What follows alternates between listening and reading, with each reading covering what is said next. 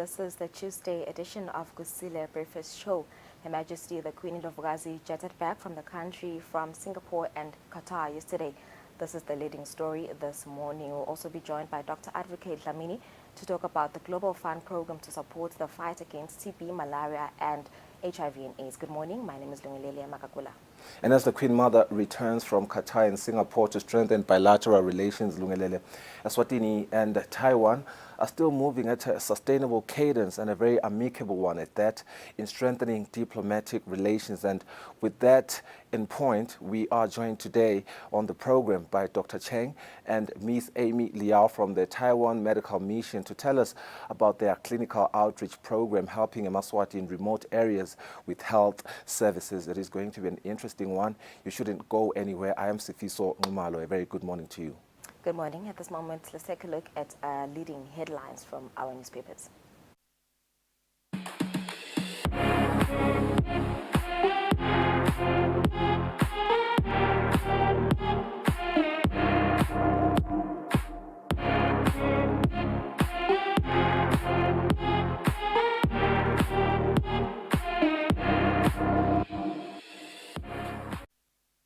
Right, welcome back. South Talangabua, 8 times of Eswatini this Tuesday. Hindabalahamba Mbili elections.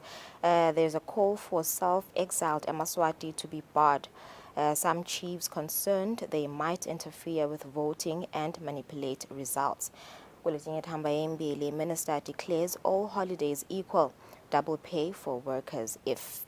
And Bulletin at Hamba Mbili on page 2, 10 million Malangeni monthly deficit. RFM technically insolvent. Kwenye Hamba Mbili train crashes, kills man slipping with lava. Times of Eswatini, it's an APRO over 10% sponsorship incentive. For more on that story, you can get yourself the Times of Eswatini. There's a tug of war over birds target Neymar. It's a story that speaks to a transfer showdown that looms between Babane Swallows and Royal Leopard if reports surrounding highly rated forward Banele Neymar Shongwe are anything to go by. On another leading story on the Times of Eswatini, Kutemidlalo, over 400,000 emalangeni for birds in pre-season as Mbabane Swallows have reportedly earned over 400,000 emalangeni during the current pre-season. Times of Eswatini, Manchester United has punished Wolves on a 1-0 victory. Eswatini Observer this Tuesday. Queen Mother back home. Eswatini Observer chiefs raise diaspora concern. Say diaspora an umbrella and also covers political activists, fugitives of the law. Matric exam dilemma for schools.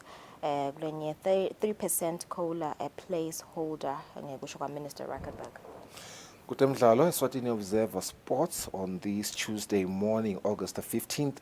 Big 3 want Momo Cup voting reviewed as teams want automatic qualification. Another one speaks to clubs that are to pay 30,000 Emalangeni players insurance cover. This is a story that speaks to the part of CAF licensing requirements where all MTN Premier League clubs are expected to pay 30,000 Emalangeni that will cater for players insurance. Nsingizini joined the fray, appointed new CEO. This is a story that speaks to ambitious Premier League side Nsingizini Hotspurs from the Kusile region that have taken another significant step towards reshaping their administration to bring success and stability to the club, among other initiatives. Those are some of the leading headlines this morning in Mapepanza Beni Ed. All right, it's 5 minutes after 6, and as mentioned, we'll see Dr. Advocate Dlamini, who's the CEO of the Country Coordinating Mechanism, Global Fund program. From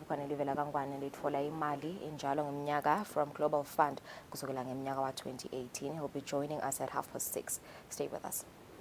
Once again, stop in the Spinabo, a Taiwan Medical Mission, just to talk to us about some of the work that they do in remote areas. Kusita emaswati la patsegile, tinenge tinzaba la basebenta ngato khona le makhala ti patselana nekugula, including tinzaba tabo ultrasound talabo laba khulelwe. Once again, start khulumisana naye Chief of Taiwan Medical Mission, Dr. Cheng, as well as their administrator Amy Liao Ngainzao.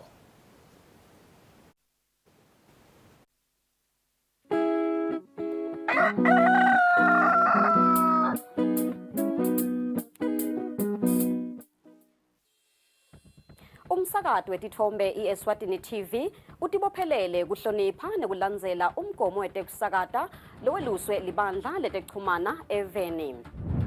Ngephansi kwalomgomo sitimisele kusakata tindzaba letenteka ngaleso sikhatsi tindzaba letide emagama lacosheme letitsembekile letitsintsa tonke tinhlangothi naletisebaleni kusukela kutepolitiki, tetemphilo, tekulima, tetinkantolo netemhlaba wonke jikelele siniletsela tindzaba njengoba tinjalo ngaleso sikhatsi letenteka ngaso.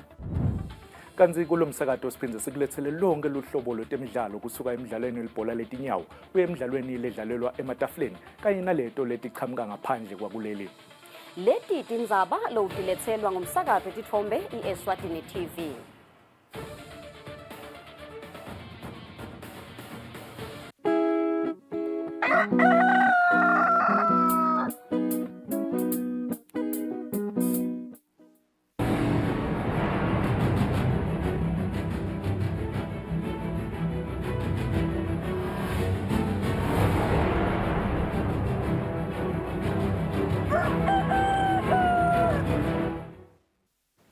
Imizuzu lesikhombisa ibumbene insimbi yesithupha lomhla ekuseni ake sibuke indzaba talapha ekhaya.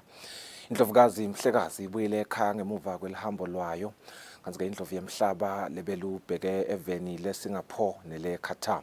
Mhlekazi abeyoqinisa nekudlondlobalisa ubuhlobo emkhatsini kwalamave lamabili neleSwatini.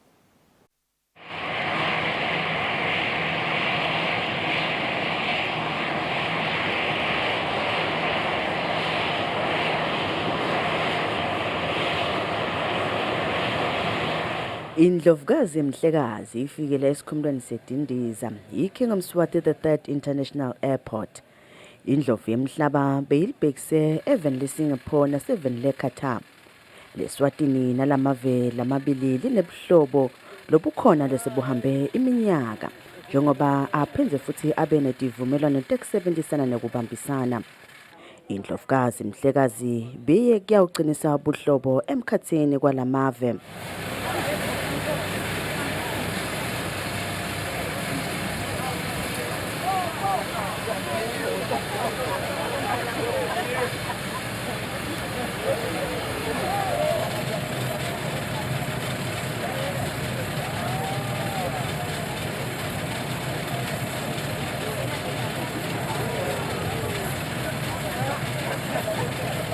Lebe bakhona esikhumulweni seDindiza kutawukwemukela indlovu yemhlaba bekubomake makhosikati bogogo balondolozi sigodlo ndvunankulu liphinila ndvunankulu bubabetukhulu libandla letindvuna tembuso kanye nalabanye labakhulu embusweni welive leSwatini.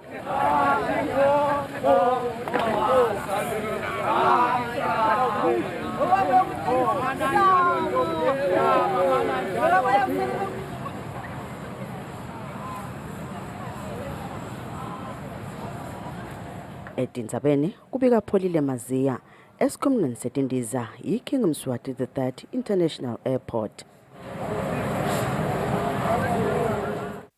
Indvuna yelitiko letekulima Jabulani Mabuza ithi kude imithelela yokuguquguquka kwesimo selitulu noma ke kude imithelela yokuguquguquka kwesimo selitulu ingathi kabedi khicitwa kwekudla. Lelitiko kuletinye inhlelo lakha emadamu lamakhulu nalamancane ekukweleka emanti. Indvuna ikhutsate ukuthi balimi abangakuyekeli kulima kepha basebenzise indlela letongako naletimelana nekuguquguquka kwesimo selitulu.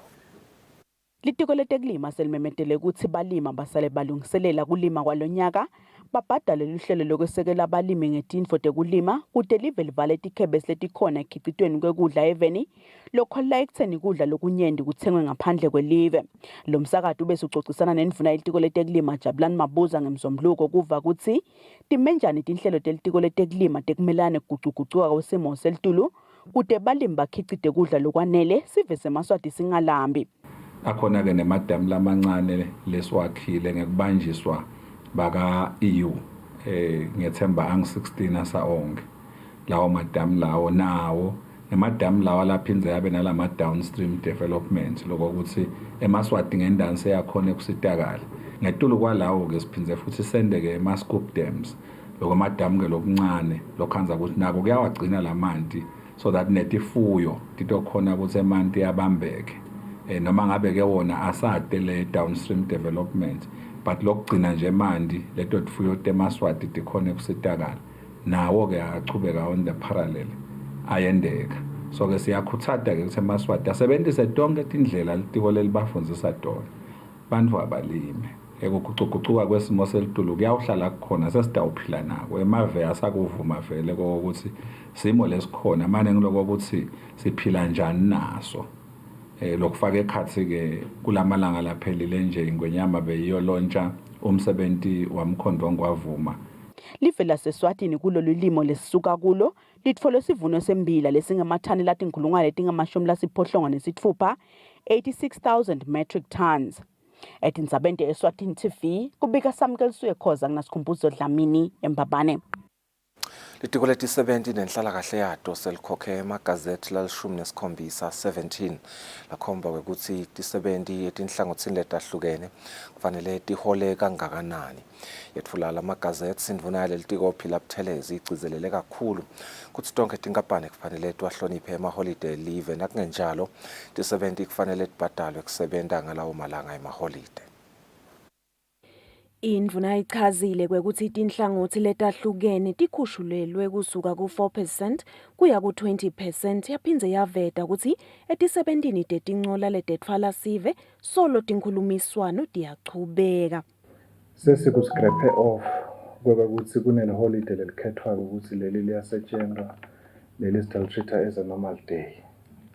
Sonke sisebenzi nangabe sitawendeka siye emsebentini ngemaholide lagazethwe litiko la Home Affairs ukuthi lawo maholide we expect bonke abaqashe ukuthi bababhadale as per kwekuthi basebente ngelaholide la seven. Noma ngingede ngakufunza konke kodwa nje ke ngibekise ngabo micro money lenders timbasha kubhekeke ukuthi tikhule nga 5% across the board. Kuba kuma preschools and daycare centers it's 9% across the board. Kuba ka agriculture kushiyana ke ngalokuthi babhala komalini ngel-hour kunabo 7.6%, 6.6%. Inhlangano yabosomabhizinisi bemdzabo i-First Big Kahoho ithi bosomabhizinisi abawulandzele lo mthetho. Umthetho ngumthetho vele kumele nangabe se-invo uhulumende ayigazethile kumele sizame kuyilandzela. Umphathi wenhlangano yabosomabhizinisi iBusiness Eswatini nathi Dlamini uthi hulumende usebenzisene nayo asakha lo mthetho ngako iyethemba ukuthi tinkampani titawulandzela kahle. Etindzabeni Eswatini TV kubika Nelisiwe Ndlangamandla kunamuzi Mkhonda eMbabane. Umphathi weluhlangothi lolubuka isifo samalale veva kuleli Quintin Dlamini uthi lisito lwetimali lolichamuka ka-Global Fund litawusebenta tinhlelo letifaka ekhatsi tekufutsa kanye ke nekufundzisa ngalesifo. Dlamini bekakhuluma kulandzela ukuthi kuphumelele sicelo selive seminyaka lotako ka-Global Fund sekwesekelwa ngetimali tekulwa nesifo samalale veva. Masemhlaba iGlobal Fund sicale kwesekela live laseSwatini etinhlelweni tekulwa nesifo samalale veva sukela ngeminyaka wa-2005 lokholele ekutheni live laseSwatini lilwe nalesifo lifike esigabeni sekuthi selingasincoba lesifo elimination phase ngeminyaka wa-2008.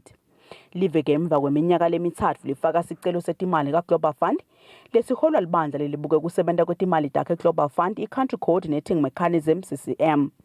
Umphathi wehlangothi lelibuke isifo samalale veva kuleli Quintin Dlamini uthi sesiphumelele sicelo saleminyaka lemithathu letako kaGlobal Fund uveta nekuthi le mali itawusebenta dibhidi inhlelo.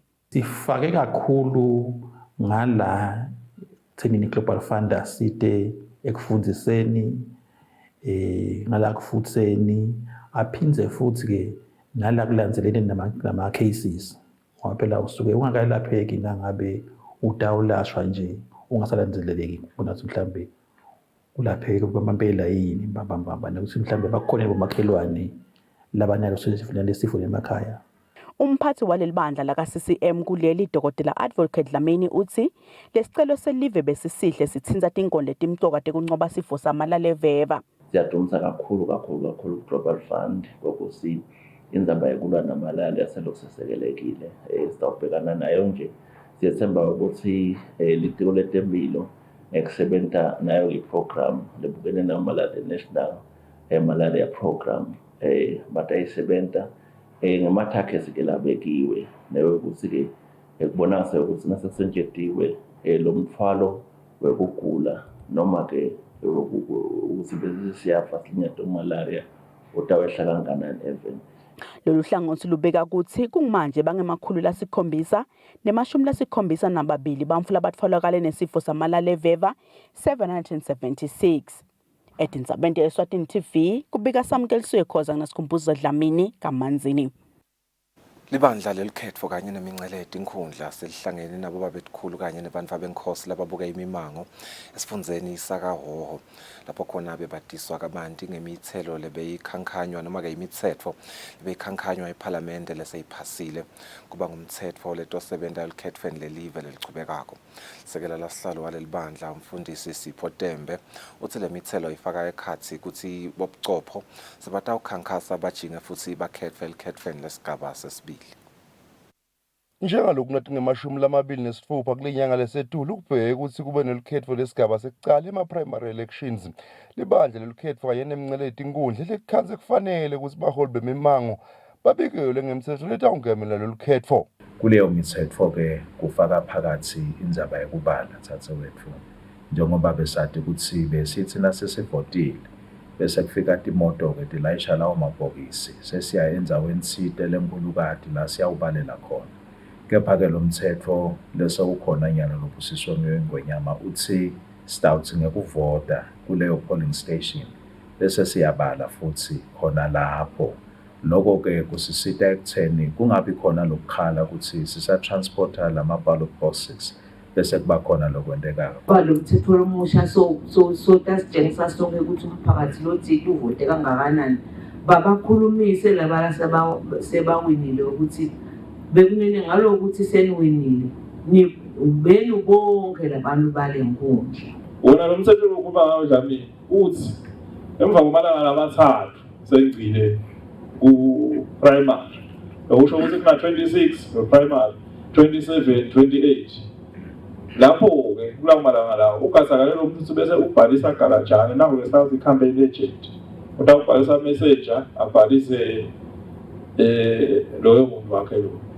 Leli bandla lelikhetfo kanye nemincelete inkundla litohambelana letinye tifundza lapho tawuchazela khona bobabe tikhulu baholi bemimango kanye nebantu abenkosi lababuke yona imimango bemthetho letangamela lelikhetfo lelichubekako. Edinzabeni kubika Fortune Dlangamandla titfombe titfolakele ebandleni lelikhetfo kanye nemincelete inkundla ehlangosini letekuchumana. Emakhasimende enkampani yamagesi lasebenzisa gesi emakhaya lango-222,693 kusafanele ashintshe indlela lasebenta ngayo emamitha awo ibe ngileyo lensha lesebenziswa ngule nkampani leyatiwa ngele token identifier. Umcondzisi wale nkampani Ernest Mkhonda uthi emakhasimende atawukuba nelitfuba lekufaka tinombolo letinsha letawukwenta imitha isebente ngendlela lensha kute kube ngumnyaka lotako ngenyanga yeLweti. Inkampani yemagesi yithine emakhasimende langu-274,442,000 seka onke lefanele asebentise lo hlelo lolusha kanti aseng-51,000 kuphela lasacalile kusebentisa lo hlelo. Kuleli hlelo ke loludzala lokutakwendeka ukuthi nawuthola lama token kutawucisheka konke lobe kusengcodweni kule mitha. Le mitha yakho lekhona kumgcoka ke lokho ukuthi ngaphambi kokuba ukwende lokho onke ema token lo wathengile lebe usengawafaki kule mitha uwafake ngaphambi kokuba ufake lama token lamabili eku resetha le mitha. Sibese sakha luhlelo lolula kule menu lekhona uma utawushaya *8888# utawukhetha number 7 kule menu bekungilethi ID rollover bese ulandzela konke ke le utawucelwa ngilemenye ukuthi ukwenze. Sihlalo wenhlangano yebathengi i-Consumer Forum Mandla Njakala lesikhulumisane naye ngelucingo ugcizelele ekutheni sive kufanele sifundiswe kwabandi ngalolu hlelo kuthi sitewukhona kusebenzisa le ndlela lensha. Ngekusho kwelitiko letemcebo waphansi nemandla, gesi kuleli sewufinyelele esiveni lesingetulu kwa 80%. Etindzabeni teSwatini TV kubika Nelisiwendla ngamandla kunasimuva Shongwe Mbabane. Lijaji lenkantolo yemacala landlulisiwe i-Supreme Court phesheya Dube likhwelela tehlela ehhovisini lemshushisi ngekuhluleka kuvela enkantolo ecaleni lekubulawa kwasomabhizinisi wakumathapha Oliviera lapho khona-ke lo walahlwa licala Chingming afake emaphepha enkantolo ecela ukuthi lenkantolo ibukisise isigwebo satsilika jele lagejwa sona. Lamanye emajaji labeka khona kutolalela lelicala lijaji Mbutho Mamba kanye nelijaji Nkululeko Hlophe. Kutse nayihlala inkantolo yemacala landlulisiwe lapho beyitilolela khona isicelo lesafaka nguChingming lo walahlwa ngemacala ali-11 lafaka ikhazi lekubulala kutfumba lo beyakaza ngusomabhizinisi wakumathapha Alma Oliveira ijabhile ukuthi bekude lebekavele ehhovisini lebashushisi kuleli.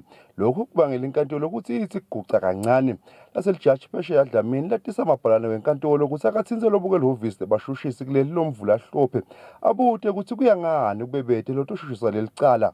Umsolo kanye nemmeli wakhe advocate Mduduzi Mabila bebakhona enkantolo balungele kuchubeka naleli cala. Ithena ibuya kugoba emadolo enkantolo besolo kude lebekathi avele ehhovisini lemshushisi lijaji phesheya Dlamini libe selicela amabhalane wenkantolo ukuthi asekachaze ukuthi utfoleni nakashayela lobukela ihhovisi lebashushisi. Lo mabhalane uthi lo bekumele ete kuleli cala beyakathi angadi ukuthi leli cala liyangena. Lijaji libe selivakalisa kushaba kwalo ngekungabikho kwalovele ehhovisini lebashushisi. Lijaji lithi kubuhlungu ukuthi lehhovisi lebashushisi libonakala lingabambisani netinkantolo ekuqinisekiseni ukuthi umthetho uthatha indzawo. Lichubeke lithi ulilungelo lawonke ukuthi nakafaka isicelo enkantolo lilalelwe njengekusho kumthethosisekelo lakuleli. Lijaji lithi lokungaveli kwalovele ehhovisini lebashushisi kucikela phansi kusebenta kwenkantolo. Lithi ligobisa inhloko yalo ngelihlazo lelentekile lekwenta ukuthi lesicelo singachubeki kunekulalelwa. Leli cala libe selichutshelwe embili mhla til-13 enyangeni yeLweti kulomnyaka losetulu lebekavele ehhovisini lebashushisi ube uyafika enkantolo kodwa bese ivela enkantolo iguca. Oliveira watfunjwa ngenyanga yaMabasa ngeminyaka wa-2017. Etindzabeni kubika Fortune Dlangamandla isenkantolo lenkulu. Sekucalile kwakhiwa kwemigwaco wakumhlaba yaduma lokusekelwe nguhulumende ngeliphiko la-micro project. Kanti-ke lobukela umsebenzi kulomphakathi uthi tisetincane tinombolo tebantfu labavelako tochuba lo msebenzi. Inzima ledlalwa nguhulumende iyachubeka kubonakala iletha intfutfuko emimangweni leyahlukile lapha eveni. Hulumende ngeluphiko lwaka-micro project usekele lo msebenzi wekwakhiwa kwemigwaco emphakathi wakumhlaba yaduma ngemali lengetulu kwetigidzi letisihlanu temalangeni. Lobuke lo msebenzi kulommango Musi Mbokazi ukhuluma ngelinani lebantfu lelibabambisako kulo msebenzi. Lana sinebantwana nabogogo labantu bashoda lokutosebenta ingcinamba letinkulu kakhulu so lo msebenzi ufuna lamandla ethu sebenta tsine vele siyadibambela lo msebenzi. Munye webantfu balomphakathi Mhlonishwa Matsebula ukhuluma ngekuthi utabasita njani lo mgwaco. Lokwakhiwa kwalomgwaco lona ngicabanga ukuthi mina kuyinto lenkulu kubantu lathi ezibantu labasha nje sesingakhona nokucala lokuncane lokumabhizinisana silime sidayise lokho naloko lesingakhona kuwena because sekulula kuhamba nalona lesimthengisela kasangakhona kutolanza tindvodza ethu la. Kungumanje tisithupha ticelo tekwakhiwa kwemigwaco emiphakathi yaseshiselweni lesetiphasiswe luphiko lwaka-micro project kanti lemithatfu sevele icalile kwakhiwa. Lobika-ke endzabeni teSwatini TV nguthando kuhle Mdluli ngikumhlaba yaduma. Usinzile Makelo linganiselwa eminyakeni lengama-35 engotini yemoto lebekade ishayelwa ngesikhathi ehluleka kuyawulawula yaphuma emgwacweni. Lokhu kwendeke endzaweni yaseMpaka emini yasekuseni. Kuvakele kukhala umsindo webugudlugudlu lokhangele bebasemaceleni kulandzela ukuthi imoto loluhlobo lweMazda Demio lebekadze ishayelwa ngumake yahamba nebantfwana labasihlanu iphunyuke esandleni iphume emgwacweni. Lesehlakalo sicishe sabanga kuphuma kwemphefumulo kulabo bebagibele lemotolo nalabo bebahamba eceleni kwemgwaco. Mpendulo kunene lobone kwenteka lengoti uchaza kabanti. Sisi lesikubonile nje kube lifilimu asathi singasichaza kuthini besimile lapha nemnetho sibone imoto ihemishaya emazathi edlula tonke imoto nemaloli besicabanga ukuthi inkomo thina emva kwaloko sibone nje izuba iwela umgwaco ngelitubane lokwenteka lengodleni nasithi sibuta labantwana ke bathi hayi makunemafithi uwavile wema abathi sikubese kwente kanjani wanyathela kakhulu ngale accelerator. Nasifika kulendzawo lapho kwentekele sigameko khona sithole ukuthi emaphoyisa labukete kuphepha emgwacweni asengakafiki kanti sithi tena sisuka emaphoyisa sesiteki nebeticisha mlilo bese basendleleni baya kulesigameko. Losabambe kuba ngumchumaniso wemaphoyisa nesive noSipho Mnguni uvumile lo mbiko. Umbiko uhlanganiswe ngithembelihle Magutshwa eMbaka.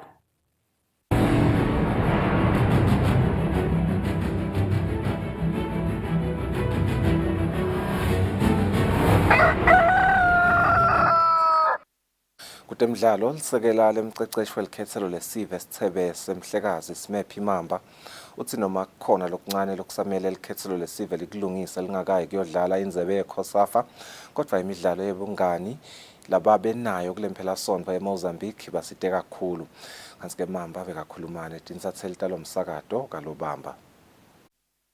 Ikhethelo lakulele mdlalo webhola yabomake sithebe samhlekazi nalonyaka sitaba ingcenye emave latongenela indlebe yeCOSAFA letoba 7 laseNingizimu Afrika. Lelikhethelo kulempela somvo bel7 laseMozambique liyodlala umdlalo wobungani kulengiselela lemidlalo yeCOSAFA. Ithimu ilungele but nje kusashoda ukuthi kulungiswe lapha nalapha but imidlalo ibe imihle kakhulu bakhombisile ukuthi no kukhona lesingabuya nako masingathola nje isikhathi sichubeke sisebende kukhona lokuhle lesitakuthola sidalimelela live ngendlela lefanele nangabe baphathi bethu bangakhona lokusinika lesikhathi sichubeke netraining yethu sisebende hayi singakhona ba challenge. Kanti evikini leliphelile inhlangano engamela umdlalo webhola kuleli yetfula Botsotso Khoza njengomceceshi lomusha kanti yena Mamba uthi batawusebenzisana kahle naye Khoza. Sitawubambisana njengoba besinaye nje leliviki leli lekugcina before siye eMozambique akhona ku-assessa i-team naye ujabule kakhulu ubonile ukuthi ayi no sitawukhona kubambisana sitawusebenza. Lobikela umsakato Eswatini TV temidlalo ngilinda Dlamini eMbabane. Mkhatshwa lodlalisa imidlalo yasenyuvesi letowa ngekuthi UNESCO Basketball League yemidlalo webasketball uthi lemidlalo itawusita kakhulu lamacembu masadlala imidlalo yetembukiso i-Trade Fair Tournament yalonyaka. Mkhatshwa bekakhuluma nakuchubeka lemidlalo emhlambanyathi kulemphela sonto. Imidlalo yenyuvesi leyatiwa ngale UNESCO Basket League lebeyithathe likhefu ngemuva kokuphela kwesigaba sekuqala salemidlalo sigaba sesibili sicalile kulempela somvo. Kodwa-ke lemidlalo ayikadlalwa eholeni lenyuvesi kwaLuseni la ijwayele ukudlalwa khona njengoba kusachubeka lihlolo lwenyuvesi. Lemidlalo idlalelwa esikolweni seUsuthu eMhlambanyathi. Thanda Mkhatshwa lodlalisa lemidlalo uthi emacembu ladlala ngaphasi kwale league yenyuvesi atawusitakala nasekudlala imidlalo e-Trade Fair nakuqala inyanga letako. So i-Trade Fair Tournament, what will happen is most of the teams are affiliates. They need to affiliate to the association. Once that has happened, then teams are allowed to play in the tournament. I think most of the teams that are playing in the UBL, which are the only teams in the country, will be competing in the Trade Fair Tournament starting in the 1st of September. Badlali balomdlalo laba beyingcenye lemidlalo ekuqala ye-second round bathi kunye labakuhlosile ukuze baphakamise lenzebe noma labanye babo basebancane. Just lost by 5 points. We're just hoping to be doing better next time. We're never going to be playing them. We're just kids trying to play basketball. So this is our way of improvement. And the goal is just championship, man. Like winning all the way. Like this is the first game of the second round. So the goal is just winning all the games all the way to the finals. Kanti yena Mkhatshwa uthi babuka kunaba nelemidlalo livelonke ukuqala edolobheni laseSimunye. Lubikela umsakathi Eswatini TV temidlalo ngilinda Dlamini eMbabane.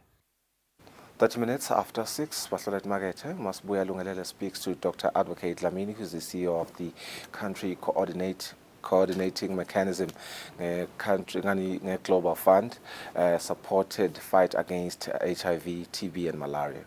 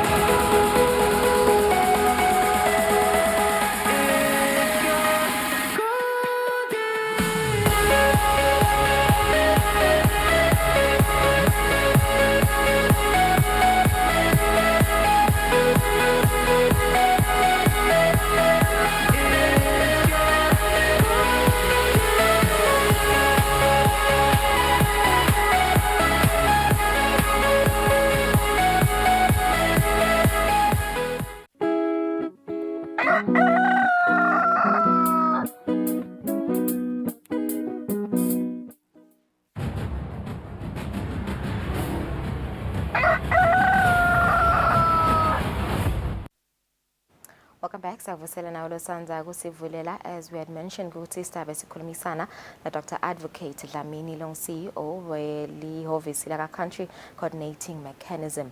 Dokumuleke ukuthi live leSwatini laqala ukuthola imali ya Global Fund eminyaka wa 2010. Le mali lena ke eksita kunqoba tifo letfaya ekhathi HIV and AIDS, sifo sesifuba sengati kanye nesifo semalaria. Inhlelo kwete kunqoba sifo samaleleveva nesifo sesifuba sengati itinhlelo tekwehlisa lizinga lekuthelelana HIV dizuzile ngalesikhwama ngakho ke sibaleke kakhulu esiveni seMaswati. Live leSwatini ke lithola njalo le mali after a proposal has been drafted and approved. Kwanyalo ke kusabuketwa sivumelwano se-HIV and AIDS kanye ne-TB. I-proposal ke yesifo semalaria yona sesibe yimphumelelo. Kepha kusichazela kabanti sesivele sinaye lapha emlangeni Dr. Advocate kuva ukuthi ngabe vele mhlambe over the years lesikhwama lesiside kanganani kuzama kunqoba letifo letinsafu lekuvela konje indaba ukuthi kungetwe nesifo noma ngemkhuhlane we-COVID-19. Lasichazela kabanti Dr. Advocate asekuvusile mhlakseni. Thank you for joining us this morning. Kumenje mhlambe sengangeni nje kulama kule tifo mhlambe nayo ifunding leswa Global Fund kungaba kuba nje ukuthi usichazele nje partnership between iCCM kanye ne Global Fund ukuthi sibuya phi nayo iGlobal Fund. Asibonge kakhulu Mthombeni sithathe thuba zosele nayeke umbukeli wayo iKBS nga 2000 baholi bemave bahlangene eveni South Africa bachubekela naseJapan nababuka imibiko yetifo letinzathu TB, HIV nemalaria babona ukuthi inombolo disetulu ngenza ukuthi ilimate bantfu mortality ukuthi igulise bantfu kwase kuthiwa akwakhiwe isikhwama lesitobidwa ngeGlobal Fund le umgomo walesikhwama ukuthi usite low middle income countries ukuthi kuliwe naletifo because lo mthwalo waletifo lethi bese uphazamisana netinhlelo etinyenti tekuphila faya khasi netinhlelo tekuvakasha ukuthi umfuna kahle nje noma kulephi lelo live nayacabanga ukuthi kulamave la nje abona ukuthi uzothathola malaria uzothathola kwathiwa no akuliwe nawe ke letifo lethi nase kwakhiwe lesikhwama ke kwasuthi Global Fund yakhiwe secretariat yabekwe Geneva kwase kuthiwa ke kulawo nalawo mave latawusitakala ngalesikhwama akwakhiwe amahhovisi labitwa ngale the country coordinating mechanism. The key word is the word mechanism. Lokusho ukuthi inhlanganisela yabosongcondvo ngalenza balesikhwama lesi akuhlali umuntu munye akuhlali nahulumende edvana hlala about 10 sectors together kubuka lesikhwama lesiko ukuthi nasesifikile noma nasesitholile isito silive usentshetshwa njani. Kufaka ekhathi the faith-based organization, kufaka ekhathi ama-partners ethu lesinawo eveni, kufaka ekhathi nato-ke benyuvesi, kufaka ekhathi nalethi nhlobo ngokushena kwato. So bonke bahlala etafuleni lesilibita ngokuthi i-CCM. Kwesekela uhulumende kakhulu utiko lwetembulo ukuthi uma lo sitho setholakele Global Fund ufuna luhambe kanjani. So uma sekwenteke lokho-ke kwacalayo ukuthi sine silivela kangwane sisitakale lesikhwama eminyakeni le-12 years from today. Sibonga sekube selibelutse elihambo kakhulu mzakade umuntu akadumisa abonge kulo msebelive His Majesty ngeluthando nangebuholi bakhe kulesikhwama ngoba ngaso sonke isikhathi kufika isikhathi sokuthi kwenziwe what we call a replenishment for Global Fund. Lokho sicokelelwe letimali ngoba letimali atichamuki nje kumuntu munye tiyacokelelwa. There is what we call a replenishment every 3 years. So umnyaka lesuka kiwo besilapha even nase-US President Biden bekasihostile ukuthi kucokelelwe letimali. Lo muze-ke naye waba khona wafike naye wafaka lakhe ligalelo kumele lasive semaswati kwaba kuhle nje. Lesikhwama lesi umuntu akadumise sisenhlitweni yakhe. So uma ubuka-ke letifo letinzathu nawubuka letifo letinzathu kakhulu i-TB, i-malaria ne-HIV umthwalo wato ube madima kakhulu lesive kade sase-Afrika. Bobona ukuthi inombolo khona tihlale njalo tenyukile kodwa-ke live lakangwane ngekusebenta nalabanyenti bupartner lesebenta nabo eveni lakisi kangwane sesihamba lici kokuthi kuliwe naletifo lethu. Utawukhumbula ukuthi ngeminyaka wa-2021 live limenyethelwe ukuthi singilesibili emhlabeni wonke jikelele kokuthi lifike into what we call epidemic control ka-HIV ngokuthi lifike esigabeni esibita nga-95. Lo 95 ufika ngoba tikhwama letifana nabo Global Fund nato tikhona tiyesekela ngaso sonke isikhathi singesisodwana-ke kunabo PEPFAR and so forth. Nasifaka malaria about 12 years from today also sihletile mhla silivela kangwane naye bese kasentshete wafika esigabeni sekuthi sifike nasigaba lesibita nge-elimination phase but nyalo sesifikele sinye isigaba lesibita ngokuthi it's a transitional phase kwakuthi lesifo semalaria fever sekuliwe naso umgamu lomuze. Yebo sisesele, yebo kusaliwa naso kusesele tingoni letisithi lefuna sentshethwe kodwa nje asisafanani nakucala. Nakuyo kwe-TB utakhumbula ukuthi ema-cases e-TB even lakisi kangwane bekamadima kodwa namhla umuntu uyathokota ukuthi inombolo takhona setehle ngalenye indlela sesisele nje what to call case identification ukuthi-ke sisekele ngalokuthi i-TB phela yenabile inemkhakha lehlukile iyachamuka ngetindlela ehlukile kubantu abehlukile. Nyalo nje silona lo mkhakha walo sibita nga-TB in the mines naba laba 70 mine nabo bachamuka naleyo nhlobo ye-TB. So uyakwanza ukuthi tonke leti nhlobo leti tibita ukuthi sentshethwe madima. Na ubuyela-ke manje ku-HIV utawukhumbula ukuthi HIV indlela lesiresponda ngayo tigaba letinyenti kakhulu kufaka ekhathi bantfwana kufaka ekhathi bomake kufaka ekhathi-ke labasha bethu kufaka ekhathi-ke nalabadala bethu bonke ngemkhakha yabo ngokushena khona sicala nge-prevention singene ku-treatment singene kuma-side effect singene kulinye tigaba lesibita ukuthi umuntu unaseka-develop resistance. So all those areas they are covered under HIV uma sikhuluma ngokwesekelwa Global Fund. So Global Fund-ke njalo nje eminyaka lemithathu 3 years, 3-year cycle kuye kuhlalwe phasi kwakhiwe ticelo but leti celo tethu uyawukhanzeka ukuthi setivele ti-control tingaloko ukuthi Global Fund usuke sekasiniketile allocation letter sho ukuthi akufanani nje ne-proposal lebhalwa noma ngubani ngoba labanye ukhanzeka ukuthi ubhala i-proposal usawucela utawuva ukuthi utawuniketwa mali thina siniketwa kucala the allocation letter kokuthi livekati lase-Eswatini naku lento akuthola lokulingene nini. But there are many factors of course lahambisana ukuthi basuke babuke ini ukuthi banikete leyo envelope leyo. So uma sesibhala nje sesibhala against leyo envelope leyo ukuthi sesiyati ukuthi ufuna sibudget around this amount. So usicala nikete icala ke Global Fund nyalo nje nasifika enyangeni December bese vela sinikethile so sesiyahleleka ukuthi sizawuqala nini kubhala silungisele sicale ngamalaria nasiceda malaria bese singena ku-TB ne-HIV. So kulesikhathi lesi is that time silive laseSwatini lapho sihleti khona phasi ngeholwa ngu-CCM kokuthi kubhalwe lesicelo lesi sihleti phasi uhlala phasi kwethu sihleti netiko letempilo nawo onke ke ema department nekholwa ngihulumende labuke kusebenza phasi kwaletifo letimbili TB ne-HIV.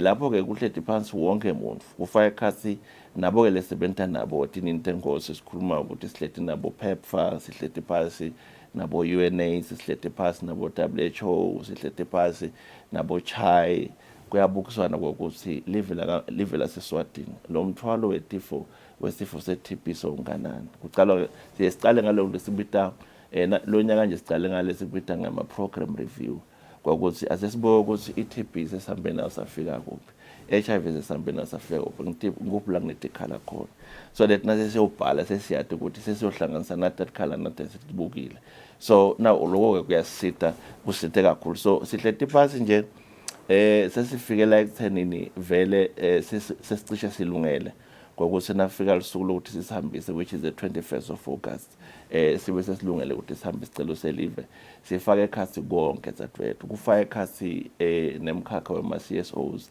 ama-CSOs is civil society organization ngilaba timele ngaphandle ngaphansi labangekho ngaphansi kwahulumende kufaka ekhasi ema-key populations ngoba utakhumbula zatwethu ukuthi i-HIV phela ayisiyo nasikhuluma nge-healthy response to HIV akusiyo lesiyibuka ukuthi sifuna siyibuke etibhedlela kuphela ufuna siyibuke nasemimangweni ngokuthi naku lokubhebhetela ukuthi abantu labasha batikhanze sebane-HIV noma batikhanze sebasedudane ukuthi bangayithola silwa nako kwena lokho Global Fund uthi atibuko lenhlangothi ukuthi siqinisa njani inhlelo zokusebenza emibangweni so ngilapho ke sisebenza khona nalama CSOs which is the civil society sibuka ukuthi le mangweni labahlete khona bona bayibona kanjani HIV bayibona kanjani TB and ngitiphi indlela yokulwa nayo lababona ukuthi singasebenzisa nabo ke sihleti nabo siyabhala nje nasibhala ke sibe nale cembu lesilibita nge-writing team le writing team ifaka abosongcondo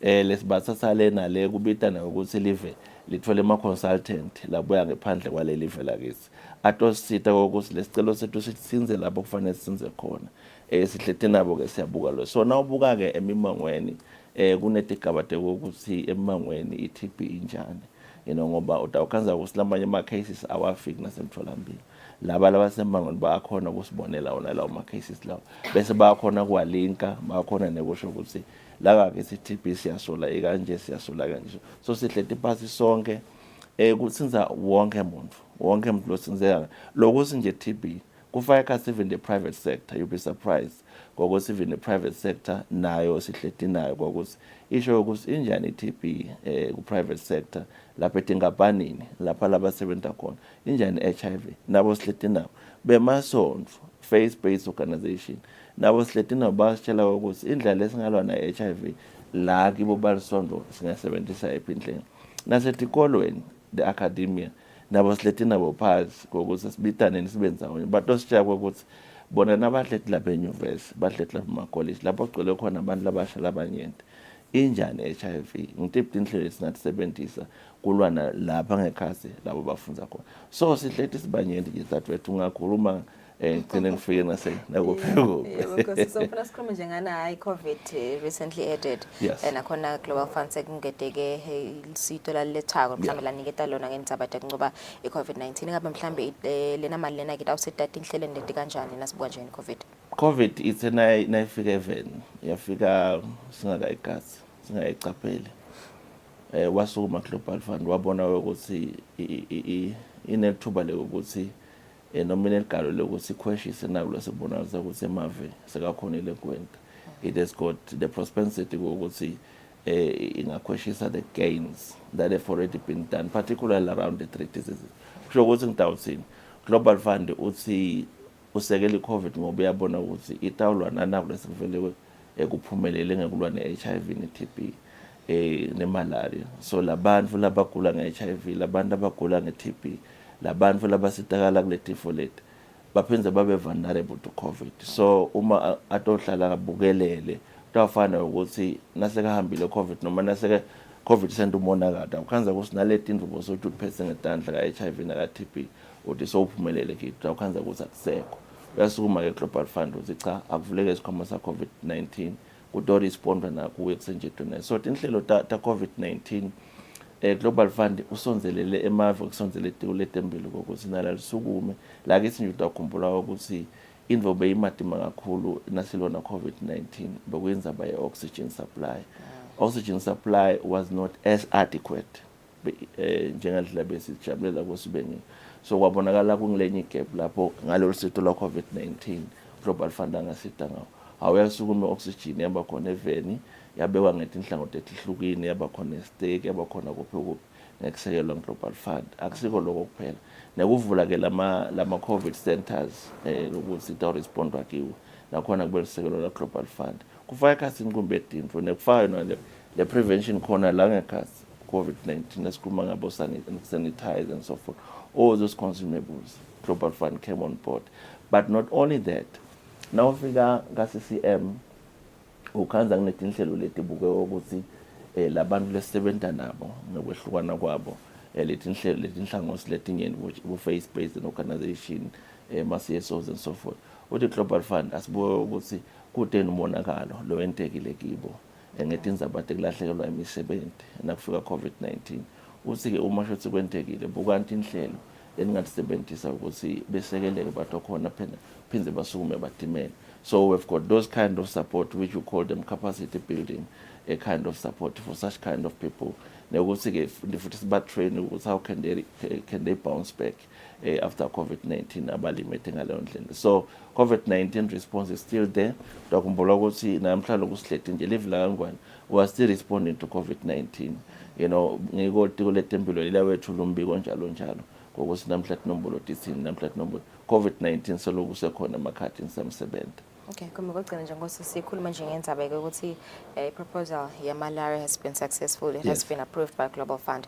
Kusele kwanyalo le TB kanye ne HIV and AIDS mhlambe nasibuka nje si ita approve nini lama proposals noma ke le dictate. Nyalo nasibuka ngokuthi nasifaka nje mhla ka-21 lesicelo sa TB ne HIV tabe sesiyangena na Global Fund adinga into esithuba ukuthi ayifunze ayibuke ukuthi menjani kuvamise kuba nelibandla ke ngale ngakhona ku Global Fund libita nge-TRP nalo liyabuka ukuthi kampanya mhlawumbe lapha endasi bo January bo February sitabe sesathi ukuthi thina othime kanjani kodwa nje silwela ukuthi nakusha October sebesicala ukusebenzisa sebesicala ukusebenzisa lenzabe responda ku-TB ne-HIV ngale sigaba sanyalo it should be approved by then because uyakhumbula ukuthi lesicelo zamise kusebenza noma kusebenza emalanga sengapheli ale lesitolo vele likhona so sikase ukuthi lo luyaphela September 2024 lale cycle leyengcile so kufuna usinayiphela leyo lena bese ready so kade ukuthi nje September October sebesicala kusebenzisa lo kwanyalo lesikusebenta nyalo so zamise ukusebenza a year before sendele ukuthi utohlale njalo kube bethu umkhazi so nakuthi kuyaphela lokhu sekuvusiwe nasekuyaphela lokhu sekuvusiwe nasekuyaphela lokhu sekuvusiwe.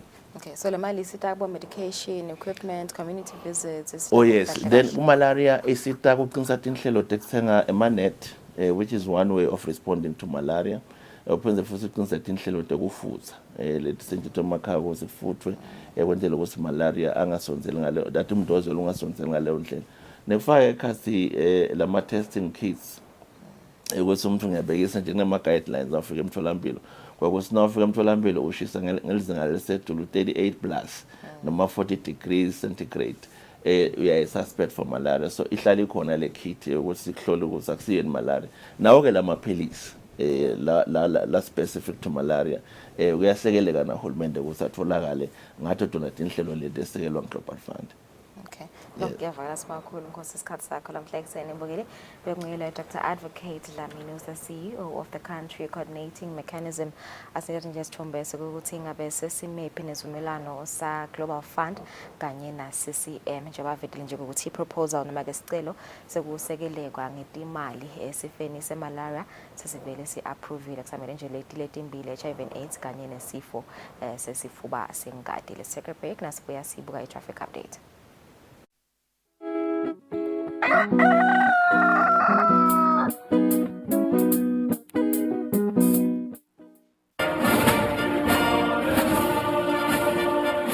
Do you remember the spinning thing? This is us.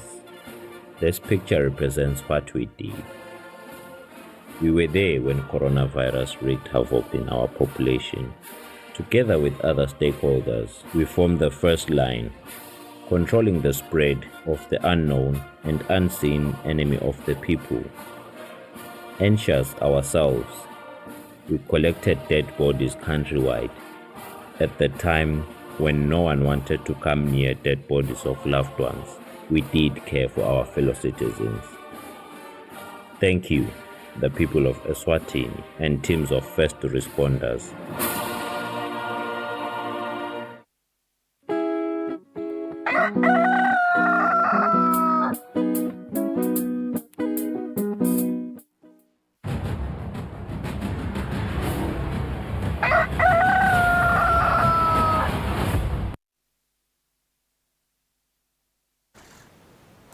Sibenze sinemukele ekuseni imizuzu lesikhombisa ukuthi ishaye insimbi esikhombisa namhla ekuseni lesikhathi yasibuke isimo semgwaqo na Sergeant Kule bakwabana sekuvusele namhla ekuseni ngabe khambeka kanjani emigwaqweni elive.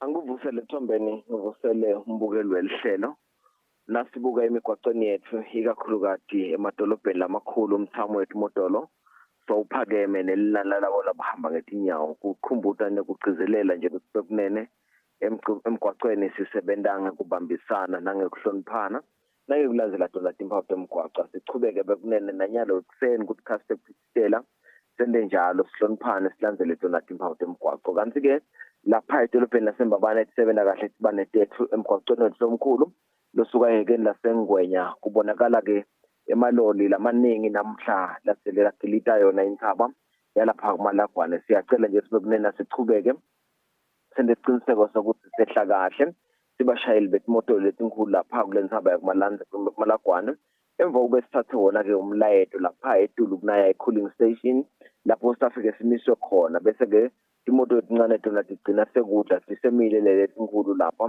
kuyo inthaba yakumalagwane kumathapha usetulu nakhona umthamo walabo labahamba itinyawo nawubuka kusuka lapha kaNdlunganye ubheke khona lapha kubomashaya betafula nawuhamba nga-MR31 bese sekuthi ke edolobheni lakaManzini isebende kahle tibane tethu namuhla umgwaqo wethu ke Long Southern Distributor lo lapha eBosco nawuwelela engwane park lela block lelisha solo uvaliwe ke leyo mgwaqo loyo kanti ke nawuphuma khona kaManzini ubheka khona lapha elibonjeni nakhona bekunene siyacela sichubeke sishayele ngalokukhulu ucophelela kunange umgwaqo lomkhulu kanti nawusuka lapho kubomathetha ungena khona lapha ku-MR3 ubheka khona ngathi ubheka isimunye siyacela nje ukuthi sicaphele kakhulu imfuyo lapho nema-potholes labonakalako lapha ekhasi ehlane nawewelela ngesheya uyawungena khona lapha esimunye eplaza sinake nje kakhulu ngama-potholes atholakala ngesincele semgwaqo kakhulu ikakhulukazi nawusuka khona isimunye ubuya ngakhona esiteki lasithi bashayela balehlise litubane watise futhi ukuthi kunetilwane tasendle kuleya nzawana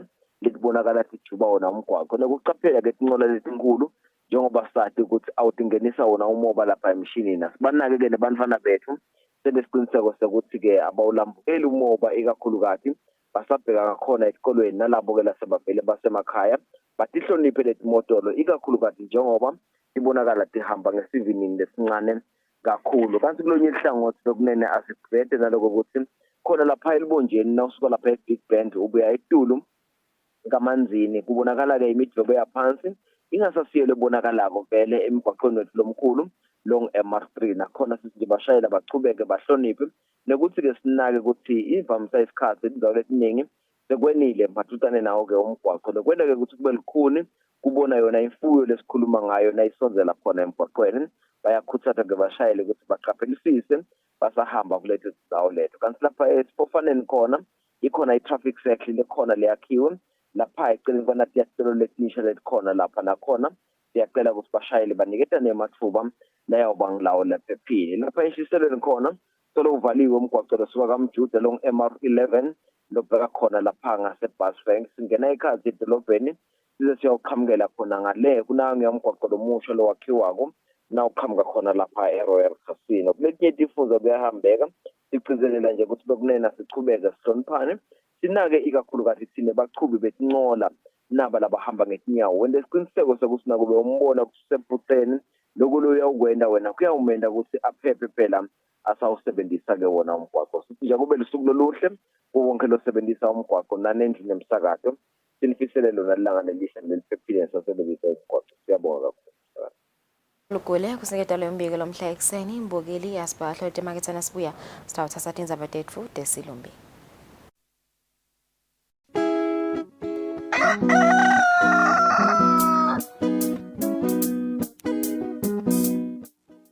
Phela makhaya inkosi nangabe phela udukhohliwe timpepa takho buye eceleni. Ubuye eceleni phela thina sijeke emsebentini awungeke phela. Ukhohlela le-ID nenombolo yokuvota. Lile basifakele yona phela la tincingweni. Ha, ngibonini. Buye eceleni inkosi yathi ngijeke emsebentini kwani mina. Hayi wena msawumnye ngathi igaba lesithathu ihamba phela koshi tithi nyalo. Sigaba secala sasihamba i-voter validation. Lapho khona sithi hamba uye emphakathi wangakini uyohlolisisa ukuthi le mininingwane lowayibhala ingiyo yini nendzawo la tovotela khona. Niyokahle kahle nje sithi lapho koshi hlolisisa imininingwane yakho nathi sibambisane ukuthi imininingwane yakho ibhaleke kahle yini. Nani. Hayi phela lokho kutawondeka lebo 22 June kuyale ku 12 July. Yebo bese ke sigaba lesilandzelako say-nomination coach lapho khona kubheka ukuthi ngenkundla inominate lokungenani bantu labacala 3 kuya ku-20 kuze ke umuntu anqonye kufuneka lokungenani abe nemavoti langu-10.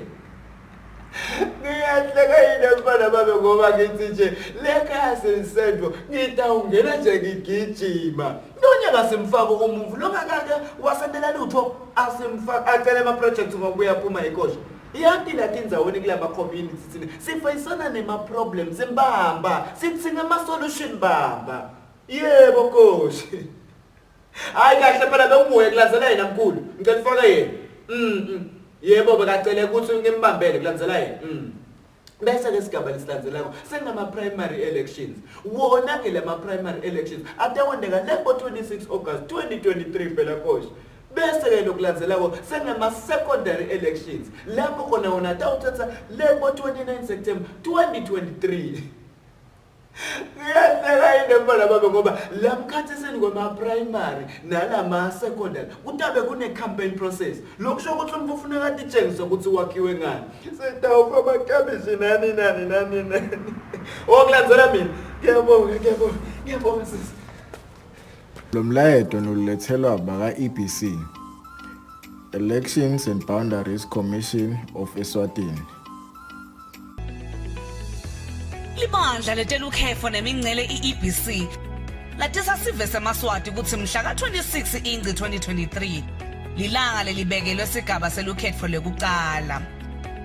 Kuleti gaba sive sitabe sikhetha labaqhudelana kuba indvuna yenkundla noma kuba lilunga lephalamende emiphakathini yabo. Tikhungo tekuvota titawuvulwa ngensimbi yesikhombisa kuthi made kube insimbi yesikhombisa nthambama. Sive siyacelwa ukuthi sikhumbule kuphatha bomatisi baso siphinde sigcine nesikhathi. Livoti lami libalulekile futhi alithengiswa. Ngede ngasala nasakha live letfu.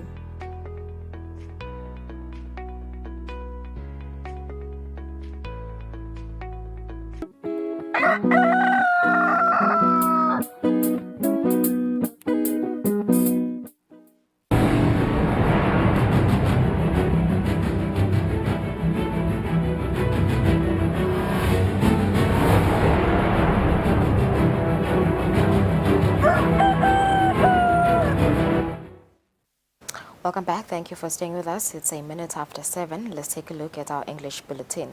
Her Majesty the Queen Mother has returned back home following an official visit to the Republic of Singapore and the State of Qatar. Her Majesty was on an official visit to strengthen bilateral relations between Eswatini and these two countries.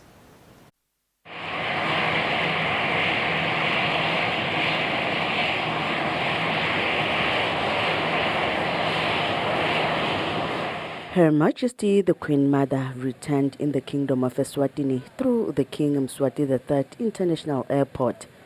Her Majesty the Indlovukazi had left for the Republic of Singapore and the State of Qatar. The Kingdom of Eswatini and these countries have long-standing bilateral relations, as they have also a few agreements of cooperation between them. Her Majesty had gone to strengthen the bilateral relations between the kingdom and these nations.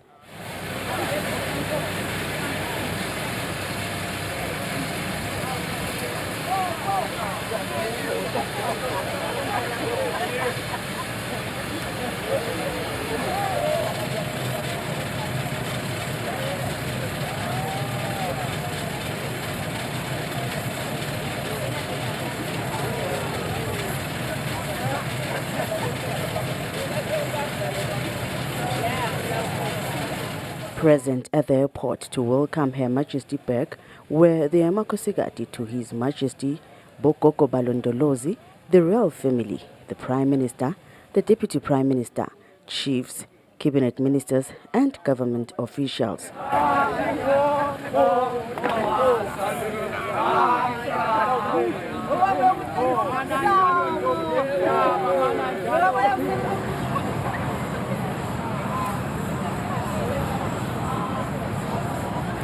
On the news, I'm Polile Mazia at the King Mswati III International Airport.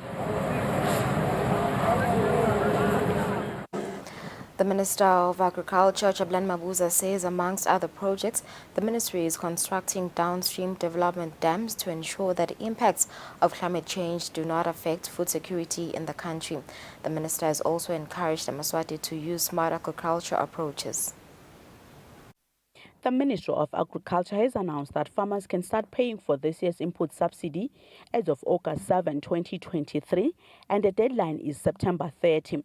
The Eswatini Television Authority News Department had discussions with the Minister of Agriculture, Jabulani Mabuza, on how the ministry will ensure improved food production despite the impacts of climate change.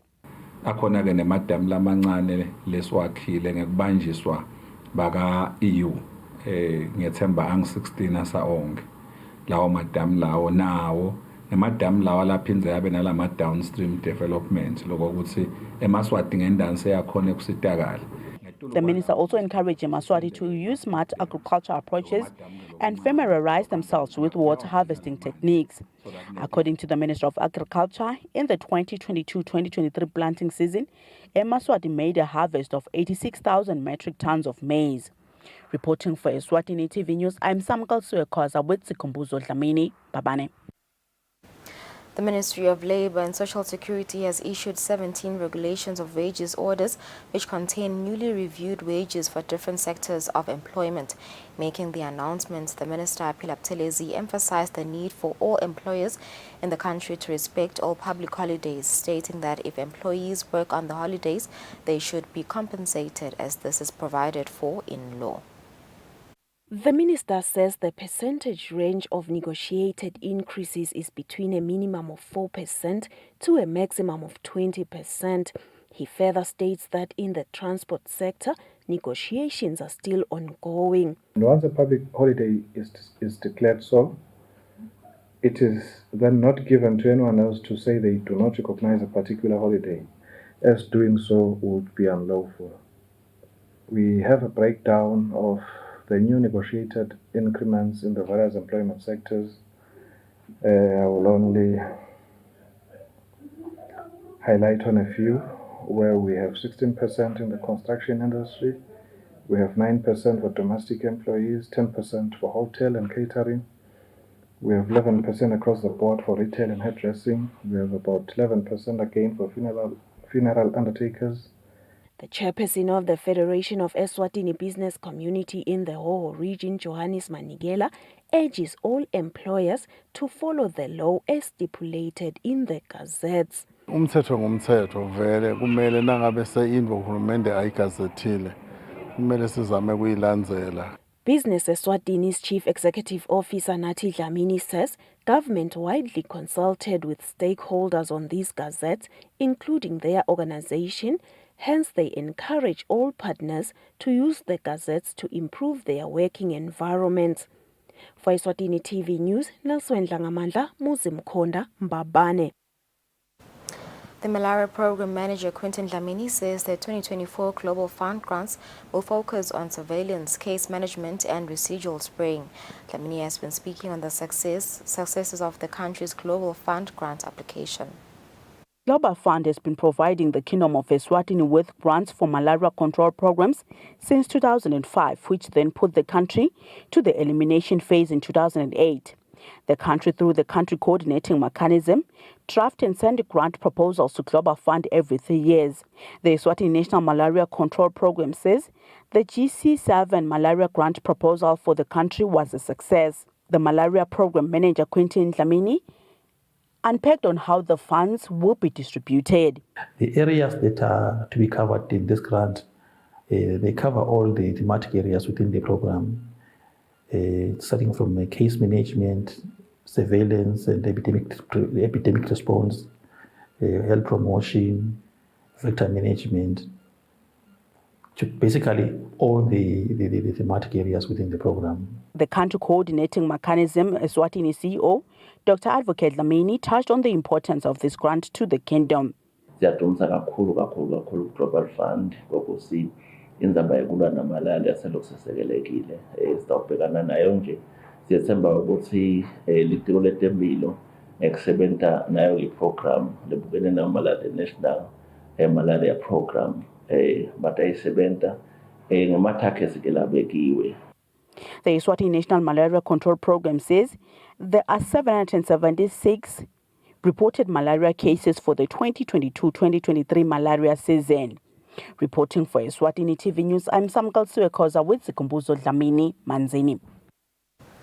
The Elections and Boundaries Commission has capacitated community leaders from the Hoho region about bills that were before Parliament that were passed into laws that will govern this year's ongoing national elections.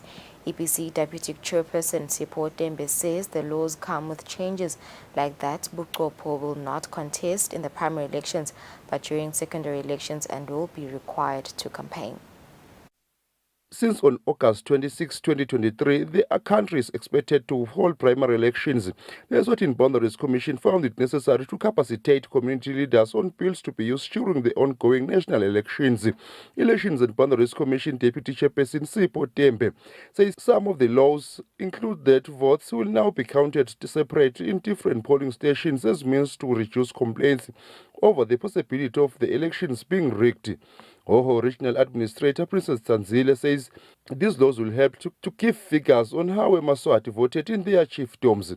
EPC Commissioner Chief Mawandla Kamete says the campaign agents will be registered after the primary elections. Kuleyo mithetho ke kufaka phakathi indzaba yokubala tsatewethu njengoba besathi ukuthi besithi nasesivotile bese kufika imoto ke tilayisha lawo mabhokisi sesiya endzaweni site lenkulukati la siyawubalela khona. Kepha-ke lo mthetho leso ukhona nyana lobusiswa ngwenyama uthi sitawuthi ngekuvota kuleyo polling station bese siyabala futhi khona lapho. Lokho-ke kusisita ekutheni kungabi khona lokukhala ukuthi sisatransporta lama-ballot boxes bese kuba khona lokwentekayo. Lo mthetho omusha so tasitshengisa sonke ukuthi umphakathi lothi uvote kangakanani. Babakhulumise labala sebawinile ukuthi bekunene ngalo ukuthi seniwinile ni ubeni bonke labantu bale nkundla. Wona lo mthetho wokuba ngawo Dlamini uthi emva komalanga lamathathu sengcile ku primary okusho ukuthi kuna 26 no primary 27 28 lapho ke kulawo malanga lawo ugasakale lo muntu bese ubhalisa garajana nango lesazi campaign agent utawubhalisa messenger abhalise loyo muntu wakhe lo. The Elections and Boundaries Commission is expected to capacitate other community leaders from other regions. For Eswatini TV News, Fortune Dlangamandla Visual source from the Elections and Boundaries Commission Communications Department. 222,693 prepaid customers of the Eswatini Electricity Company are yet to reset their meter numbers to the token identifier. Speaking during the official launch of the new token identifier, the Managing Director, Ernest Mkonda, says their customers have until November next year to reset their meters. The Eswatini Electricity Company has stated that in total, 274,442 prepaid customers need to reset their meters to the token identifier system. The Managing Director, Ernest Mkonda, says 51,000 customers have been converted to the new system. What will happen now is that unreset meters will reject tokens generated after the new base date, which is why it is important that we reset all our meters now. Therefore, we need to wipe out the memory of our meters so that they can accept tokens generated moving forward. This entire process will need 2 key change tokens that only we can generate and will be completely free to our customers. We pride ourselves in being technologically savvy and forward-looking company, and we continue to embrace our technology, which is why we have decided to allow our customers to do this process for themselves in their convenience. We have included the option to generate your own key change tokens on our USSD platform. Speaking during a telephonic interview, the chairperson of the Consumer Forum, Mandla Njagala, says the Eswatini Electricity Company has to sensitize the public well on the token identifier. According to the Ministry of Natural Resources and Energy, the electricity reach in Eswatini is at over 80%. For Eswatini TV News, Nelson Dlangamandla, Smuva Shongwe, Mbabane. Supreme Court Judge Pesha Dlamini has voiced out his disappointment following that the Director of Public Prosecution Office was not represented when an appeal filed by Ching Ming, who was sentenced to life for the murder of Matapa businessman Almo Oliveira, was supposed to be heard. Ming is appealing the conviction and the sentence. Other judges who are presiding over the matter are Supreme Court Judges Mbutho Mamba and Nkululeko Hlope. The Supreme Court could not proceed to hear the appeal filed by Ching Ming, who was found guilty on 11 counts, including murder, kidnapping of Matapa businessman Almo Oliveira. This is because there was no prosecutor from the Director of Public Prosecution's office. Before the matter was sent down in the morning, Supreme Court Judge Pesha Dlamini ordered the registrar to call acting Director of Public Prosecution Nomvula Hlope to inquire why there was no one appearing for the Crown. The convict, together with his legal representative, Advocate Mtutuz Mabila, were in court ready to proceed with the appeal. When the court resumed, there was still no Crown representative. Judge Dlamini directed the registrar to share with the court her findings on why there was no one representing the Crown. The court was told that the officer of the law who was taxed on the matter was not aware that he was supposed to appear before the Honorable Court. It was then when the judge voiced out his disappointment on the office of the Director of Public Prosecution. He said it was disturbing that the office was seemingly not working with the court. He went on to state that the action of the office undermines the apex court, further mentioning that the right to appeal is a right for everyone contained in the Constitution of Eswatini. The judge further mentioned that he bowed his head in shame because of the act. By the time an officer from the Director of Public Prosecution arrived in the court, the matter was postponed to November 13, 2023. Oliveira was kidnapped and disappeared in April 2017. For Eswatini TV News, Fortune Dlangamandla, High Court.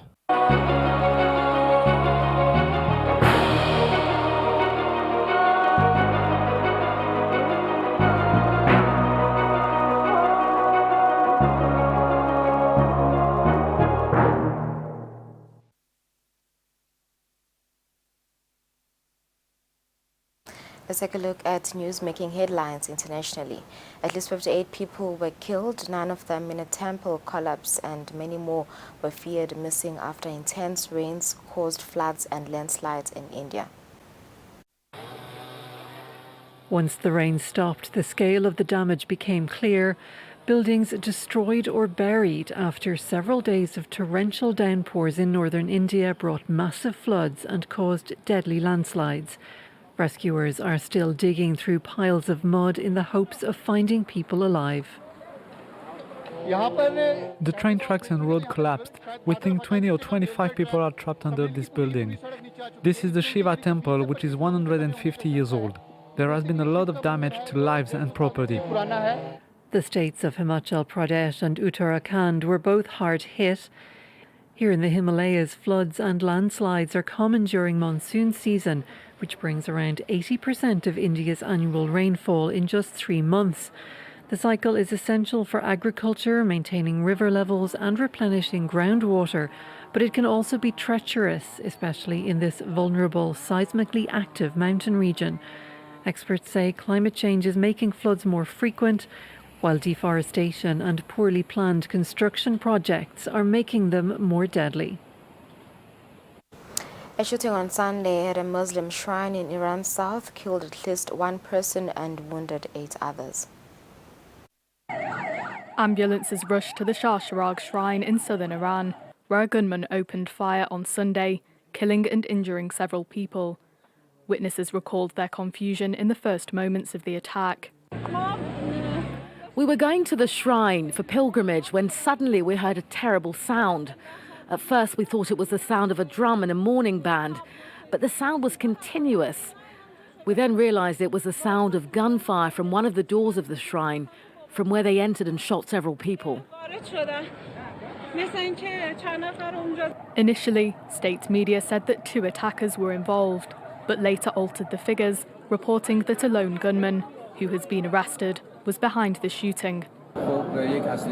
This terrorist was armed with a weapon of war and 8 magazines of bullets. Currently, there has been no claim of responsibility for the incident. Iran's president has called for an investigation, pledging to bring those responsible to justice. Sunday's attack comes after a mass shooting in October 2022 at the same location, which draws Shia Muslims and is one of Iran's most important pilgrimage sites. The attack in October left more than a dozen people dead and was later claimed by Islamic State group extremists. The party of Ecuador's slain presidential candidate on Sunday tapped a reporter to take his place on the ballot as several contenders to lead the South American nation in a vote later this month showed up for a national debate wearing bulletproof vests. An unexpected change of electoral plan for Ecuador's opposition. After the assassination of its presidential candidate Fernando Villavicencio, the Build Ecuador movement had planned on his running mate Andrea Gonzalez replacing him in next Sunday's snap election. But instead she announced that the candidate would be someone else. The candidate we have decided on in an agreement with Build Ecuador party is Christian Zurita, Fernando Villavicencio's brother in the struggle. He will accompany me not to let the timing of the National Electoral Council be a reason for disqualification and to fulfill the dream not only of Fernando Villavicencio, but of all of us who believe in him. The reason for the change was the slow response from the National Electoral Council regarding Gonzalez's proposed candidacy. I could not allow his political project to be lost by the National Electoral Council through a possible dismissal of his candidacy. Fernando Villavicencio's project is intact, and I had to fight for it. Like the late Villavicencio, Christian Zurita is both a former legislator and an investigative journalist with a track record of exposing corruption. Villavicencio was shot dead after a campaign rally in the capital Quito on Wednesday. 6 suspects, all Colombian nationals accused of links to criminal groups, have been charged with the murder and remain in custody. Adolfo Macias, the leader of Los Choneros, one of Ecuador's most powerful gangs, was also transferred to a maximum security section of one of Guayaquil's main prisons. Villavicencio's widow has accused the Ecuadorian government of failing to ensure her husband's safety even as he was under the protection of a government security detail. Far-right populist Javier Milei finished first in Argentina's presidential primary on August 13, 2023. Known as La Peluca for his wild hair, the candidate opposes abortion rights and denies the existence of global warming. His candidacy for the presidency comes amid an ongoing cost of living crisis in Argentina. Smiles and hugs for a political outsider who's just lit up Argentina's election race. Javier Milei laps up the applause knowing that he is now one of the favourites to rule the country.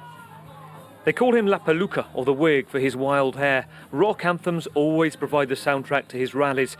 The former singer of a Rolling Stones tribute band, an economics professor, promises radical change in a country where two political forces have ruled for decades. People are sick of the cost of living crisis.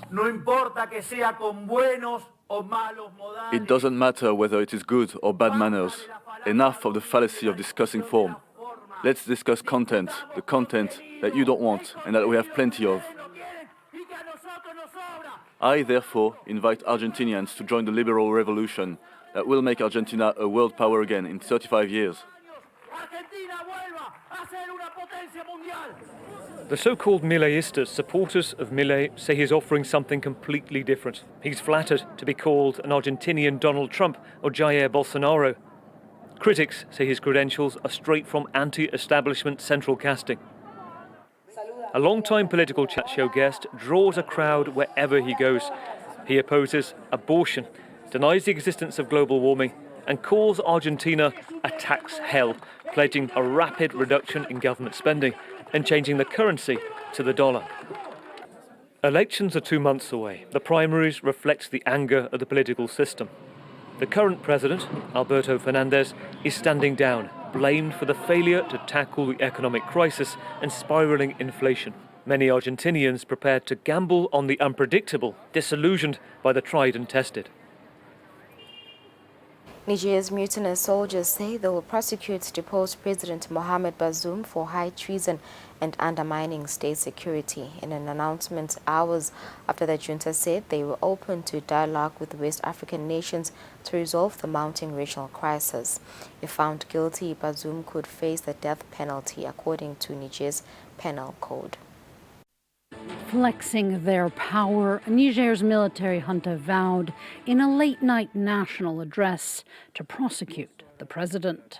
The Nigerian government has so far gathered evidence to prosecute the deposed president and his local and foreign accomplices before the competent national and international bodies for high treason and undermining the internal and external security of Niger. In their national address, the military also slammed ECOWAS sanctions, saying they're illegal, inhumane, and humiliating. The 15-member regional bloc has imposed financial and electricity sanctions and closed Niger's borders. But the possibility of a military intervention to oust the junta has divided the group. ECOWAS, though, has activated a standby military force to be deployed as a last resort. In a push for a diplomatic solution, ECOWAS gave the green light for a religious delegation to meet with the military. After several hours of talks, the Islamic leaders said the military told them that they were open to diplomacy and peace. In Niamey, rallies to support the military have become commonplace, and they serve a purpose for the coup leaders' hold on power. We just have managed to change the narrative around the coup to not being about, certain leaders wanting to usurp power, but rather being about this is for the people and this is to resume Nigerian autonomy. On Sunday, thousands attended concerts, holding up flags to support the militaries of Niger, Burkina Faso, Mali, and Russia.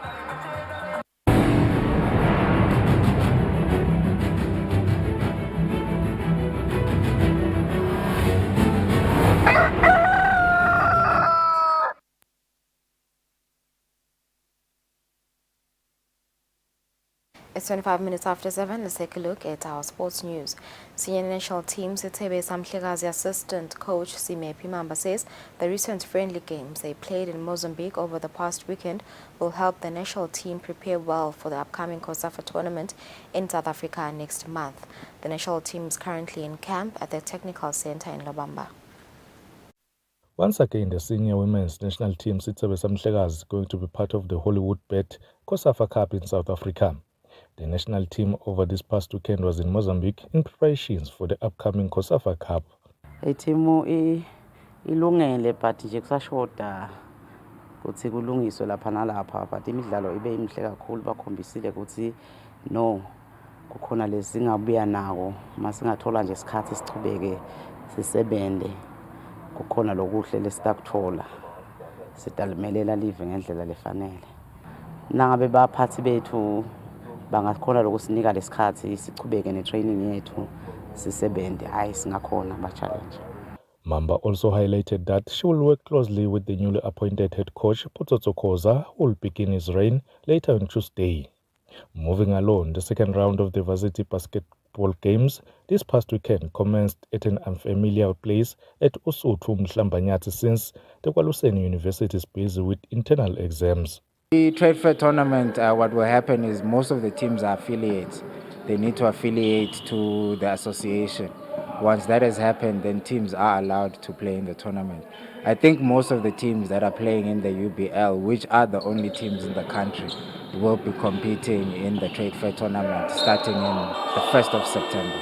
Players who took part of the games had something to say about being part of the tournament. We just lost by 5 points. We're just hoping to be doing better next time. We're never going to be playing them. We're just kids trying to play basketball. So this is our way of improvement. And the goal is just championship, man. Like winning all the way. Like this is the first game of the second round. So the goal is just winning all the games all the way to the finals. Mkachwa highlighted that they also want to play the league games outside the Manzini Mbabane corridor. Reporting for Eswatini TV Sports, I'm Linda Dlamini, Babane. Neymar is set to complete a move to the Saudi Pro League after Al Hilal agreed a reported $98 million transfer fee with PSG on Monday. He's the latest in a growing list of top talent lured to Saudi Arabia by astronomical sums of money. Neymar follows in the footsteps of Cristiano Ronaldo and Karim Benzema in joining a Saudi football team in the past year. But Saudi Arabian money is not just bankrolling football stars.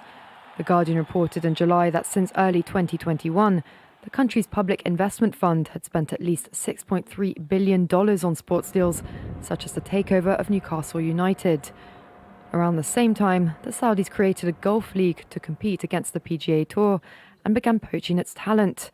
Now the PGA has agreed to merge with it, making the Desert Kingdom arguably the most influential force in golf. Critics accuse the country of sports washing in an effort to distract from its poor human rights record. They're using football to clean up their international image because they're waging war with Yemen. They're financing international terrorism because it's a very restrictive country, especially for women and minorities, because they make journalists disappear in embassies. Saudi Arabia is also busy developing its cultural sites, has begun hosting music and film festivals, designed by world-leading architects. And is building futuristic and contentious new destinations, such as The Line, a 170-kilometre-long mirrored city, and a winter sports resort in the desert, which has won hosting rights for the Asian Winter Games in 2029. It's a gargantuan effort to rebrand the oil-rich kingdom, which is aiming to attract 100 million visitors a year before 2030.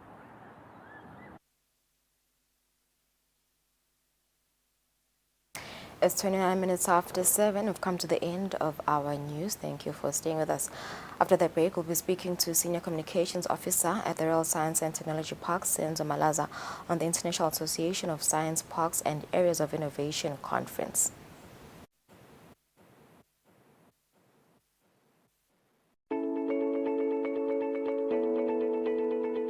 Ngabe sowulungele kulawula lakho likusasa. iBotho University Eswatini campus iyathokota kumemetela lithuba leliyingqayizivele kubafundzi labafise kuba yingcenye yale nyuvesi. iBotho ibhaliswe ngalokusemthethweni yaphinze yashicilelwa yi-Eswatini Higher Education Council lephinze yavula iminyango kulabo labafuna kufundzela ngekuchaswa nguhulumende ngemfundzate. Sikholelwa ekuhlomiseni tingcondvo, sinakekele emathalenta nekucishisa tebungqongqoshe belikusasa lelive laseSwatini. Siqinisekisa imfundo lenebuchwephesha lobuqinisekiswa budlelwane bethu nalamanye emave emhlaba lasembili ngetebuchwephesha. Botho University. Vibrance. Innovation. Impact.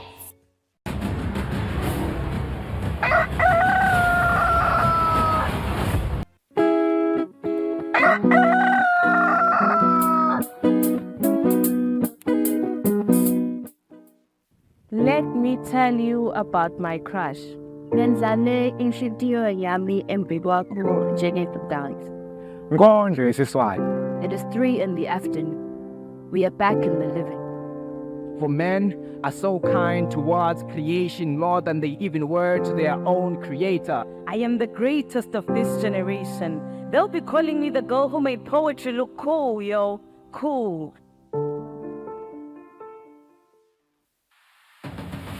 What do you think the best part of traveling is? Is it the food, or is it the conversation, or is it the sights and sound? If you're ready to explore, we are ready to show you the best way how.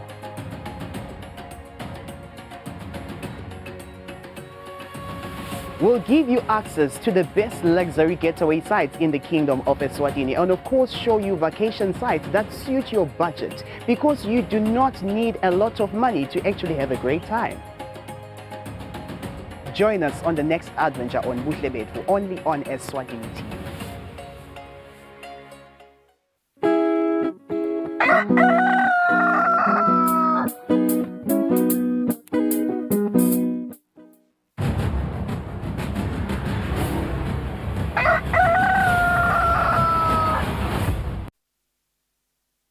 Right, it's 34 minutes after 7. Welcome back and thank you for staying with us. The International Association of Science Parks and Areas of Innovation, known as the IASP Africa Division 2023 conference, starts on the 16th of August until the 17th under the conference theme, Innovative Partnerships for a Sustainable and Climate Resilient Africa, Management as well as Solutions. Let's get insights about it from Senior Communications Officer of the Royal Science and Technology Park, Senzo Malaza.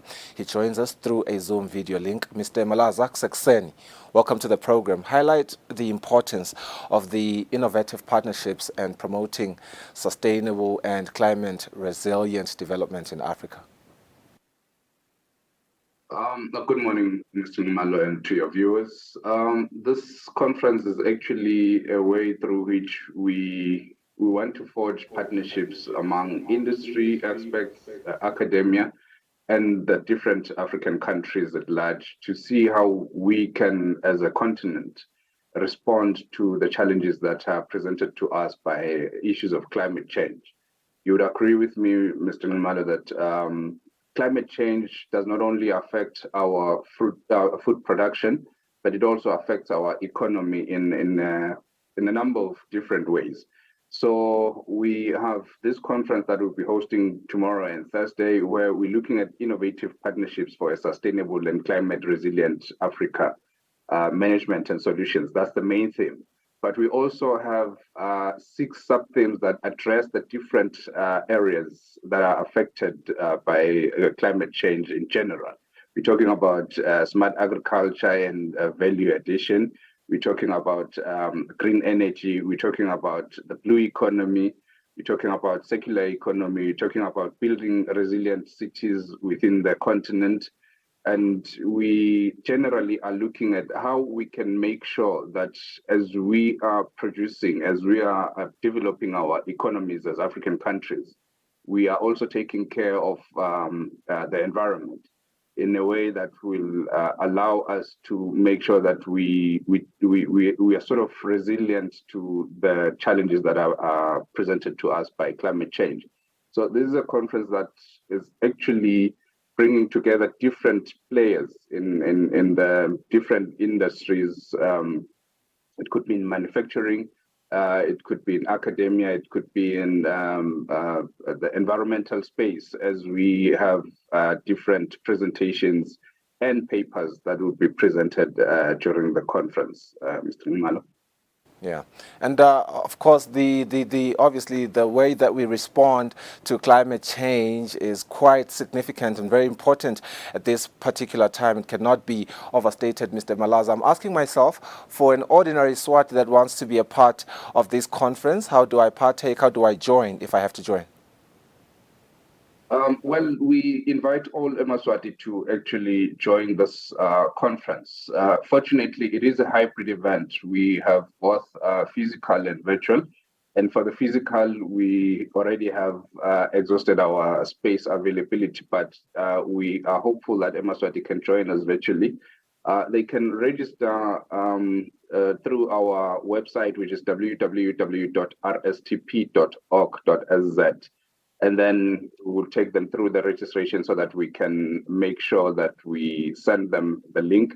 It is going to be a Zoom event, so we believe that we will have as many of Eswatini as possible, and we'll have as many of other nationalities within the African continent joining us, both virtually and physical. So we believe that this is not just going to be an event where we are receiving presentations and papers, but it is also going to be an event where we get to network, we get to share ideas as ordinary citizens, and we get to share ideas as industry experts in the different industries and fields that we'll be coming from. We already have confirmation from 4 other countries which are members of the International Association of Science Parks and Areas of Innovation, because this is a conference that is it is hosted by IASP in the different member states. Eswatini is a member state through the Royal Science and Technology Park. So we are hosting this year's edition of the Africa Division Conference. Which will later be followed by the international conference. So we will be having participants from Botswana, we'll be having participants from Nigeria, South Africa, and Kenya, among other countries. So we believe that it is also going to broaden our understanding of issues, not only limiting ourselves to the local context, but also thinking at a continental level. So it actually is going to be a very fruitful and very innovative conference, Mr. Mano. Yeah. Mr. Malaza, thank you so much for your time this morning. It does sound like it is going to be a very successful and an interesting conference that you are going to have. Thank you so much for joining us this morning. That was a Senior Communications Officer of the Royal Science Technology Park of Eswatini, just talking to us about the International Association of Science Parks and Areas of Innovation Africa Division 2023 conference, which starts on the 16th of August until the 17th of August under the theme Innovative Partnerships for a Sustainable and Climate Resilient Africa. We will go for an ad break. We return with the Taiwan Medical Mission, where we speak to Ms. Amy Liao, who is the administrator at the Taiwan Medical Mission, about their clinical outreach services they do in remote areas. Don't go anywhere.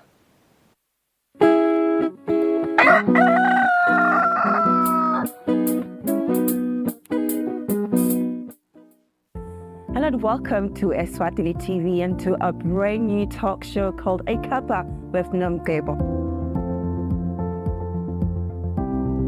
And I do what I have to do because I know where I'm going. All 5 of my mothers have inspired me. So the addiction didn't happen then. It happened again another 8 years later. But that's where it started. Choices I made at the time were not the best choices for myself. I understand how a person can lose their mind in terms of life experiences. That's what it looks like, and I like that. But you know what? The journey to my success is never a straight line. Yeah, people are on the net now, and that's where we'd like to catch them with such shows.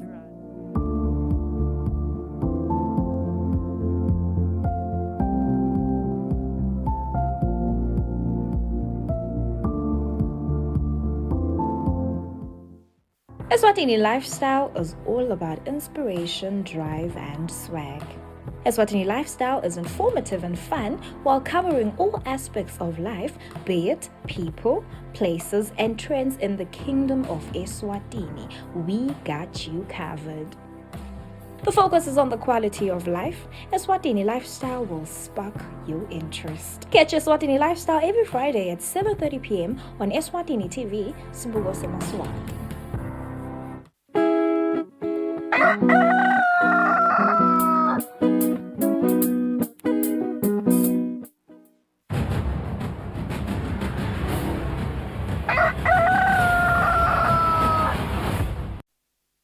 All right, 42 minutes after 7, we do have Miss Amy Liao. She's the administrator of the Taiwan Medical Mission. She's going to speak to us about some of the work that they do in the community remote areas when it comes to clinical outreach. Miss Amy, a very good morning. Wonderful to have you on the show. How are you? Yes, I'm good. How are you? Thanks for having us this morning. And I'm Amy Liao, the administrator of Taiwan Medical Mission. Yeah. Yes. Talk to me briefly about the experience in your outreach clinical services. I understand you go out to remote areas and help a lot of Eswatini that are out there in these communities. The outreach clinical service are under the arrangement of Taiwan Embassy, and we go to remote areas where are inconvenient to get medical service.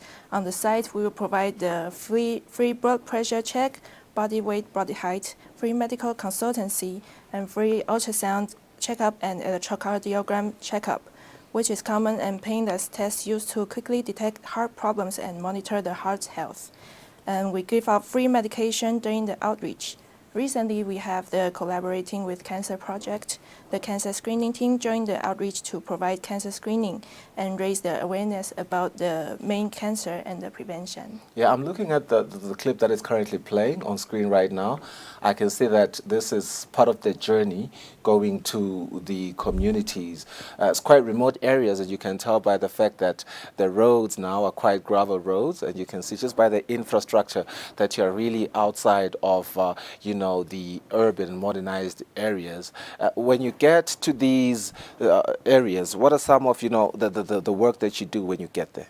When we get there, reaching the rural areas, we'll see the hundreds of families come to our mobile clinic. And some people, they have limited access to the medical service. We try to help them. And as you can see, we help them check up the cardiographic and the checkup, every checkup, and have the medical consultancy. Yeah. And seeing the people coming and receiving medical service made us all worth it to come to motivate us. Yeah. And then how do you do these health education and these outreach services? What are some of the things that you really do when you're there in the communities? And we have the volunteer doctors or nurses coming with us in each outreach. They share the knowledge by Eswatini to deliver the health knowledge and communicate to the local people. And there are certain people who have got the conditions that need to fit the evaluation, obviously.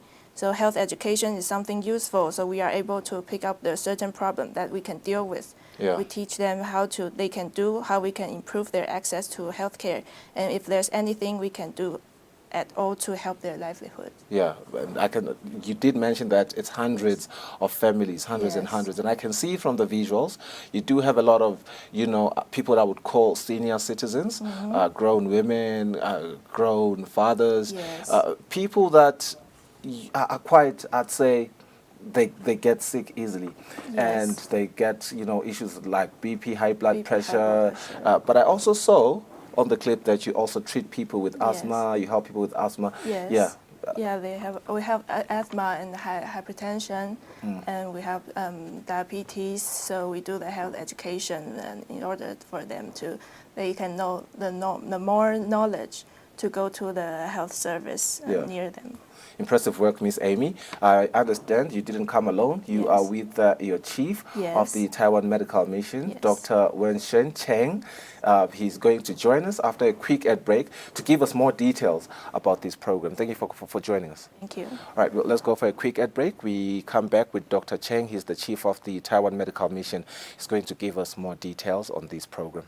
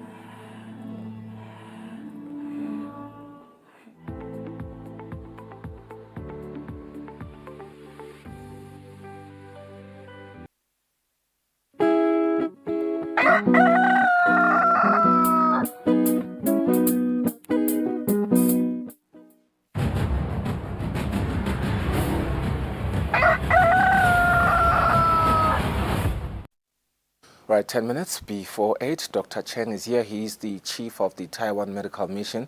Dr. Chen, a very good morning. Welcome to the program. How are you? Good, I'm good. And Yeah. good morning, everyone. Awesome. Talk to me about, the detailed work. I think Amy, your administrator, highlighted some of the work that you do.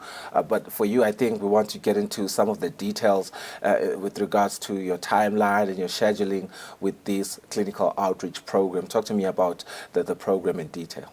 As you see in the video, we arrange outreach. We use classroom in the school. Normally, when people come to our outreach, the first one, they will go to registration room. The second room, they will check the blood pressure and the body weight. Yeah. And the third room and the fourth room, they will see the doctor. Right. And later, ultrasound and the others. Yeah. Then how often do you do this program? Normally once or twice a month, according to the arrangement by the embassy. Okay. And then what are some of the most common health problems of the local inhabitants that you see as you go through these remote areas? The most common problem is the flu, because in Eswatini, the temperature at night drop dramatically.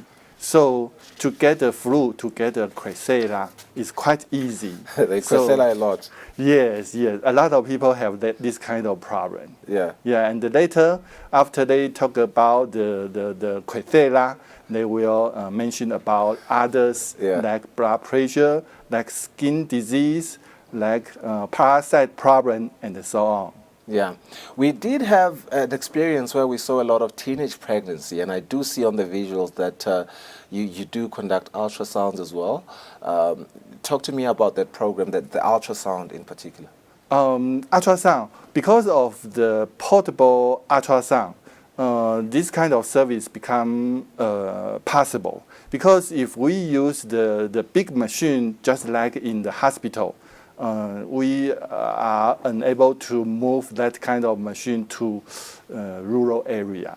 So we use portable ultrasound. Then we can provide this kind of service to our outreach.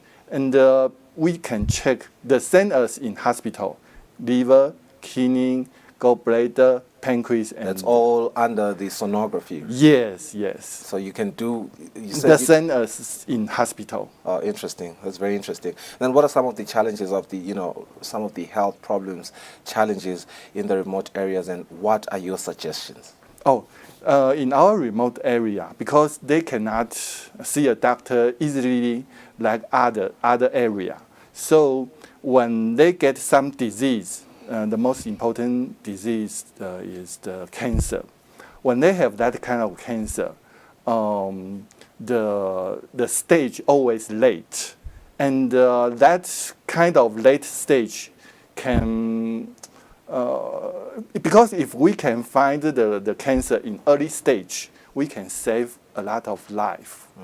So it is important we also focus on the health education. We want people to see a doctor when they have some kind of problem. Yeah. Do not hesitate to find the disease in the early stage. Yeah.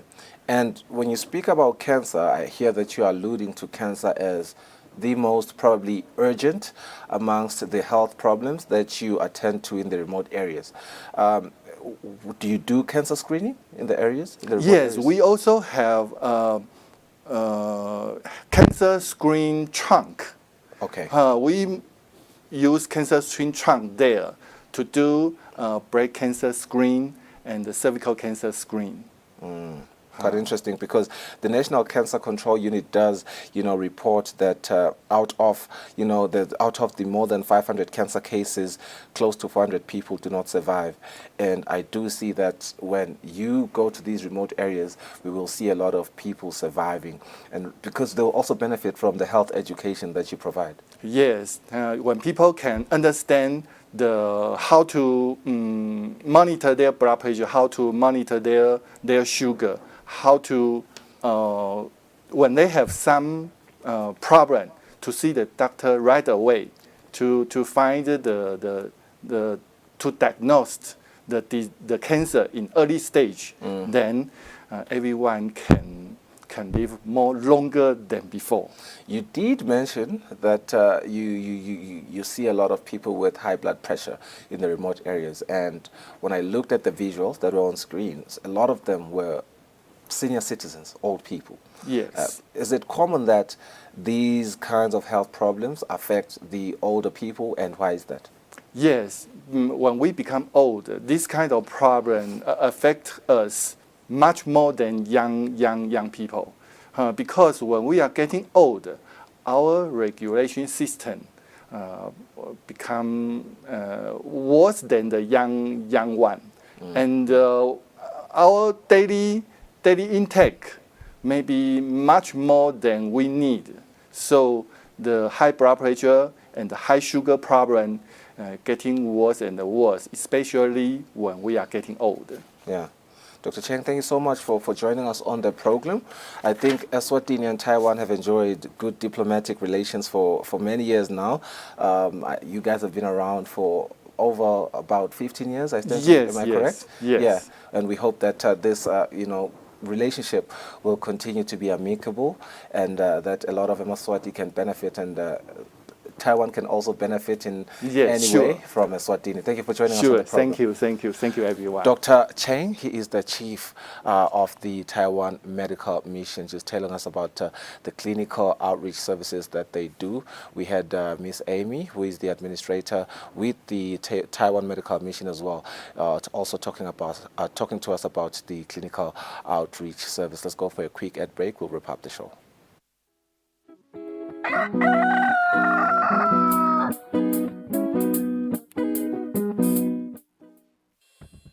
We at Eswatini Television Authority are committed to observing the Eswatini Communication Commission's Broadcasting Code of Conduct. Under the code, we are committed to broadcast news that is current, free from hate speech, accurate, balanced, and fair. From politics to business, health, agriculture, courts, and global news, we bring you the latest updates as they happen, when they happen. We cover all the sporting codes from the football pitch to the chessboards. This is Eswatini TV News.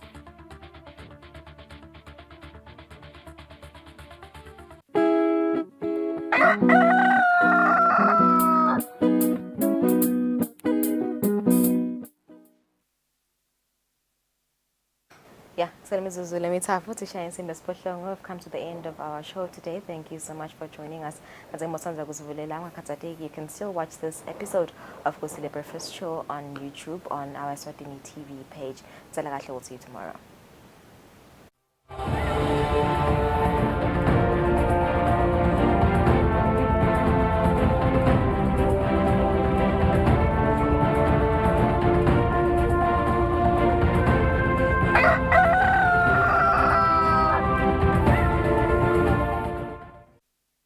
Phela makhaya inkosi nangabe phela udukhohliwe timbe phatakho buye eceleni awubuye eceleni phela thina sijeke emsebentini awungeke phela ukhohlela le-ID nale nombolo yokuvota ngilele basifakele yona phela lathi incingweni ngibonini buye eceleni nkosi yathi ngijeke emsebentini kwani mina hayi wena msawumnye ngathi igaba lesithathu ihamba phela nkosi itithi nyalo sigaba secala sasihamba yi-voter validation lapho khona sithi hamba uye emphakathi wangakini uyohlolisisa ukuthi le mininingwane lowayibhala ingiyo yini nendzawo lanto ovotela khona niyokahle kahle nje sithi lapho nkosi hlolisisa imininingwane yakho nathi sibambisane ukuthi imininingwane yakho ibhaleke kahle yini nani hayi phela lokho kutewondeka le ngo-22 June kuyale ku-12 July yebo bese ke sigaba lesilandzelako seyi-nomination coach lapho khona kubheka ukuthi ngenkundla inominate lokungenani bantu labacala ku-3